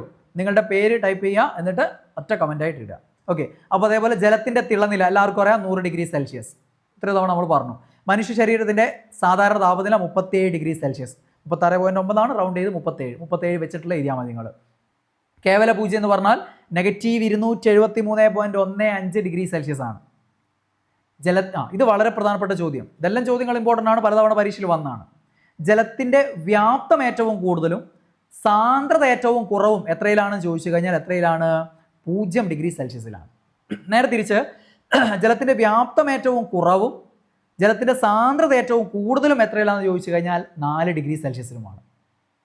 ആ വ്യത്യാസം മനസ്സിലായി. 4 ചോദ്യമാണ് ഇത്. ചില ആളുകൾ ഒരു ചോദ്യം കണ്ടിട്ടുണ്ടാവും, ആ വൈഹാട്ട് പഠിച്ചു വെച്ചിട്ടുണ്ടാവും എവിടെന്നെങ്കിലും. ഇതിൽ 4 വന്നാൽ ഉത്തരം 1 എഴുതും. അതല്ല, ഇതിങ്ങനെ ഓർമ്മിച്ചാൽ മതി. നിങ്ങൾക്കറിയാലോ, ഒരു കുപ്പിയിൽ വെള്ളം എടുത്ത് വെക്കുന്ന സമയത്ത് നിങ്ങൾ നിറയെ തുളുമ്പുന്ന രീതിയിൽ വെക്കാൻ പാടില്ല ഫ്രിഡ്ജിൽ വെക്കുമ്പോൾ എന്ന് പറയാറുണ്ട്. കാരണം ഐസ് ആയി കഴിയുമ്പോൾ ചിലപ്പോൾ പൊട്ടിപ്പോകും അധികം നിറയെ എടുത്തു കഴിഞ്ഞാൽ. അപ്പോൾ അതിനർത്ഥം എന്താ, ഐസ് ആകുമ്പോൾ പൊട്ടുന്നുണ്ടെങ്കിൽ വ്യാപ്തം കൂടുന്നുണ്ട് അല്ലേ. ഐസ് ആകുമ്പോൾ 0 ഡിഗ്രി സെൽഷ്യസിലല്ലേ ഐസ് ആകുന്നത്, അപ്പോൾ വ്യാപ്തം കൂടുന്നുണ്ട്. അപ്പോൾ വ്യാപ്തം ഏറ്റവും കൂടുതൽ 0 ഡിഗ്രി സെൽഷ്യസിലാണ്. അത് മതി. വ്യാപ്തം ഏറ്റവും കൂടുതലാണെങ്കിൽ സാന്ദ്രത ഏറ്റവും കുറവാണ്. സാന്ദ്രത D = മാസ് ബൈ വ്യാപ്തമാണ്, വിപരീത അനുപാതത്തിലാണ്. അപ്പം വ്യാപ്തം ഏറ്റവും കൂടുതലുള്ള സമയത്ത് സാന്ദ്രത ഏറ്റവും കുറവാണ്. അതെത്രയല്ല, 0. നേരെ തിരിച്ച് പറഞ്ഞാൽ 4 വ്യാപ്തം ഏറ്റവും കുറവും സാന്ദ്രത ഏറ്റവും കൂടുതലും 4 ഡിഗ്രി സെൽഷ്യസിലാണ്. ക്ലിയർ അല്ലേ? അപ്പോൾ ഈ 6 എണ്ണമാണ് നിങ്ങൾ കമൻറ്റ് ചെയ്യേണ്ടത്. ബാക്കി കൂടെ പഠിച്ചു വെക്കണേ. മെർക്കുറിയുടെ ദ്രവണാങ്കം ഞാൻ ഓൾറെഡി പഠിപ്പിച്ചാണ്, -39 ഡിഗ്രി സെൽഷ്യസ്. ദെൻ മെർക്കുറിയുടെ തിളനില 357 ഡിഗ്രി സെൽഷ്യസ് പഠിച്ചല്ലേ. ദെൻ ടങ്സ്റ്റണിൻ്റെ ദ്രവണാങ്കം പല പരീക്ഷയും ചോദിച്ചിട്ടുള്ളതാണ്, 3422 ഡിഗ്രി സെൽഷ്യസ്. പണ്ടൊക്കെ പരീക്ഷ ചോദിക്കുമ്പോൾ 3410 ഇതായിരുന്നു പണ്ട് സ്ഥിരം പരീക്ഷയിൽ കൊടുത്തിരുന്നത് PSC. ഓക്കെ, ഇപ്പം കറക്റ്റ് തന്നെ പഠിച്ചു വെക്കാം. 3422 ഏകദേശം ടങ്സ്റ്റണിൻ്റെ ദ്രവണാങ്കമായിട്ട് നിജപ്പെടുത്തിയിരിക്കുന്നത്. 3422 ഡിഗ്രി സെൽഷ്യസ് ടങ്സ്റ്റണിൻ്റെ ദ്രവണാങ്കം ഏറ്റവും കൂടിയ ലോഹമാണ് ടങ്സ്റ്റൺ. അതുകൊണ്ട് 3422 അത് ചോദിക്കാറുണ്ട്. രക്തബാങ്കുകളിൽ രക്തം സൂക്ഷിക്കുന്നത് 2 ഡിഗ്രി സെൽഷ്യസ് മുതൽ 6 ഡിഗ്രി സെൽഷ്യസ് വരെയാണ്. PSC ചോദിക്കുമ്പോൾ അതിൻ്റെ ആവറേജ് ആയിട്ടുള്ള 4 ഡിഗ്രി സെൽഷ്യസ് ആണ് പൊതുവെ കൊടുക്കാറുള്ളത്. രക്തബാങ്കുകളിൽ രക്തം സൂക്ഷിക്കുന്ന താപനില പൊതുവെ 4 ഡിഗ്രി സെൽഷ്യസിലാണ് പൊതുവെ സൂക്ഷിക്കുന്നത്. 2നും 6നും ഇടയിലാവാം, അത് പൊതുവെ 4 ഡിഗ്രി സെൽഷ്യസിലാണ്. ഓക്കെ, ദെൻ ജലത്തിൻ്റെ ട്രിപ്പിൾ പോയിന്റ് എത്രയാണ്, 0.01 ഡിഗ്രി സെൽഷ്യസ് ആണ്. ദ്രാവകം, വാതകം, ദ്രാവകം, വാതകം അല്ലേ, ഒരു പദാർത്ഥത്തിൻ്റെ ഈ 3 അവസ്ഥകളും. അപ്പം ട്രിപ്പിൾ പോയിന്റ് എന്ന് പറയുന്നത് 0.01 ഡിഗ്രി സെൽഷ്യസ് ആണ്. ഓക്കെ, 0.01 എന്ന് തന്നെ ഓർമ്മിക്കണേ. 0.1, 0.01, 0.001 എന്നൊക്കെ ഉണ്ടാവും, മാറിപ്പോരുത്. അപ്പോൾ ജലത്തിൻ്റെ ട്രിപ്പിൾ പോയിന്റ് 0.01 ഡിഗ്രി സെൽഷ്യസ് ആണ്. അപ്പോൾ ഇതിൽ ആദ്യത്തെ 6 എണ്ണത്തിൻ്റെ താപനിലകൾ കെൽവിനും ഫാരൻഹീറ്റും കൂടി കണ്ടെത്തി നിങ്ങൾ എന്ത് ചെയ്യുക, ഒരൊറ്റ കമൻ്റായിട്ട് ഇടുക, നിങ്ങളുടെ പേരും കൊടുക്കുക. ആ കമൻറ്റിൽ നിങ്ങളുടെ പേരും കൊടുക്കുക. ഓക്കെ, അങ്ങനെ ആകുമ്പോൾ നിങ്ങൾക്ക് എൻ്റെ അടുത്ത് തുടങ്ങാൻ പോകുന്ന LGS ബാച്ചിലേക്കോ നിങ്ങളുടെ താല്പര്യം അനുസരിച്ച് LDC ബാച്ചിലേക്കോ അല്ലെങ്കിൽ LPUP ഗോൾഡ് ബാച്ചിലേക്കോ നിങ്ങൾക്ക് സൗജന്യമായിട്ട് ജോയിൻ ചെയ്യാം. ഓക്കെ, അപ്പോൾ ഈ ക്ലാസ് മുഴുവനായിട്ട് കണ്ടവർക്കുള്ള ഒരു സമ്മാനം കൂടിയാണിത്. അതേപോലെ തന്നെ നമ്മുടെ റാങ്ക് മേക്കർ PSC ടെലഗ്രാം ചാനലുള്ളവർക്കാണ് ഈ ഒരു സമ്മാനം ഉണ്ടാവുക. അതിന് ആ ഒരു ചാനൽ ജോയിൻ ചെയ്യുക. ടെലഗ്രാം എടുത്തിട്ട് റാങ്ക് മേക്കർ PSC ടിപ്സ് എന്ന് സെർച്ച് ചെയ്താൽ മതി. അപ്പോൾ നിങ്ങൾക്ക് അതിൽ ജോയിൻ ചെയ്യാൻ പറ്റും. അതിൽ നിങ്ങൾക്ക് ഒരു പ്രത്യേക നിർദ്ദേശം കൂടെ പറയുന്നുണ്ട്, അതുകൂടെ മനസ്സിലാക്കുക. ഇവിടെ കമൻറ്റ് ചെയ്താൽ മതി, വേറെ ഒന്നും ചെയ്യാനില്ല. അത് ഇവിടെ കമൻറ്റ് ചെയ്യുക. അല്ലാത്തവർ ടെലഗ്രാം ചാനലിലൂടെ ജോയിൻ ചെയ്ത് വെക്കുക. ഓക്കെ, അപ്പോൾ ഇത്തരം വീഡിയോകൾ, ഇത്തരം ക്ലാസ്സുകൾ ഇനിയും നിങ്ങൾക്ക് വേണമെങ്കിൽ അതും കമൻറ്റ് ചെയ്യാം. നമുക്ക് LGSനും LDCക്കും LPUPക്കും ഉപകാരപ്പെടുന്ന രീതിയിൽ പ്രീവിയസ് വന്ന ചോദ്യങ്ങൾ എടുത്തിട്ട് ഇതേപോലെ അതിൻ്റെ അനുബന്ധ വസ്തുതകൾ വരാൻ സാധ്യതയുള്ള ഏറ്റവും പ്രധാനപ്പെട്ട സംഗതികൾ ഈ രീതിയിൽ എടുക്കുന്ന ക്ലാസ്സുകൾ, എല്ലാ വിഷയങ്ങളുടെയും ക്ലാസ്സുകൾ നമുക്ക് ഇതുപോലെ ചെയ്യാൻ പറ്റും. നിങ്ങൾ താല്പര്യമുണ്ടെങ്കിൽ ഏതൊക്കെ വിഷയങ്ങളുടെ ക്ലാസ്സുകൾ ഇതേപോലെ വേണമെന്നുള്ളത് നിങ്ങൾ കമൻറ്റ് ചെയ്തോ, നമുക്ക് അത്തരം ക്ലാസ്സുകൾ യൂട്യൂബിൽ ചെയ്തു തരാം. ഓക്കെ, അപ്പോൾ വീണ്ടും കാണാം. ബൈ.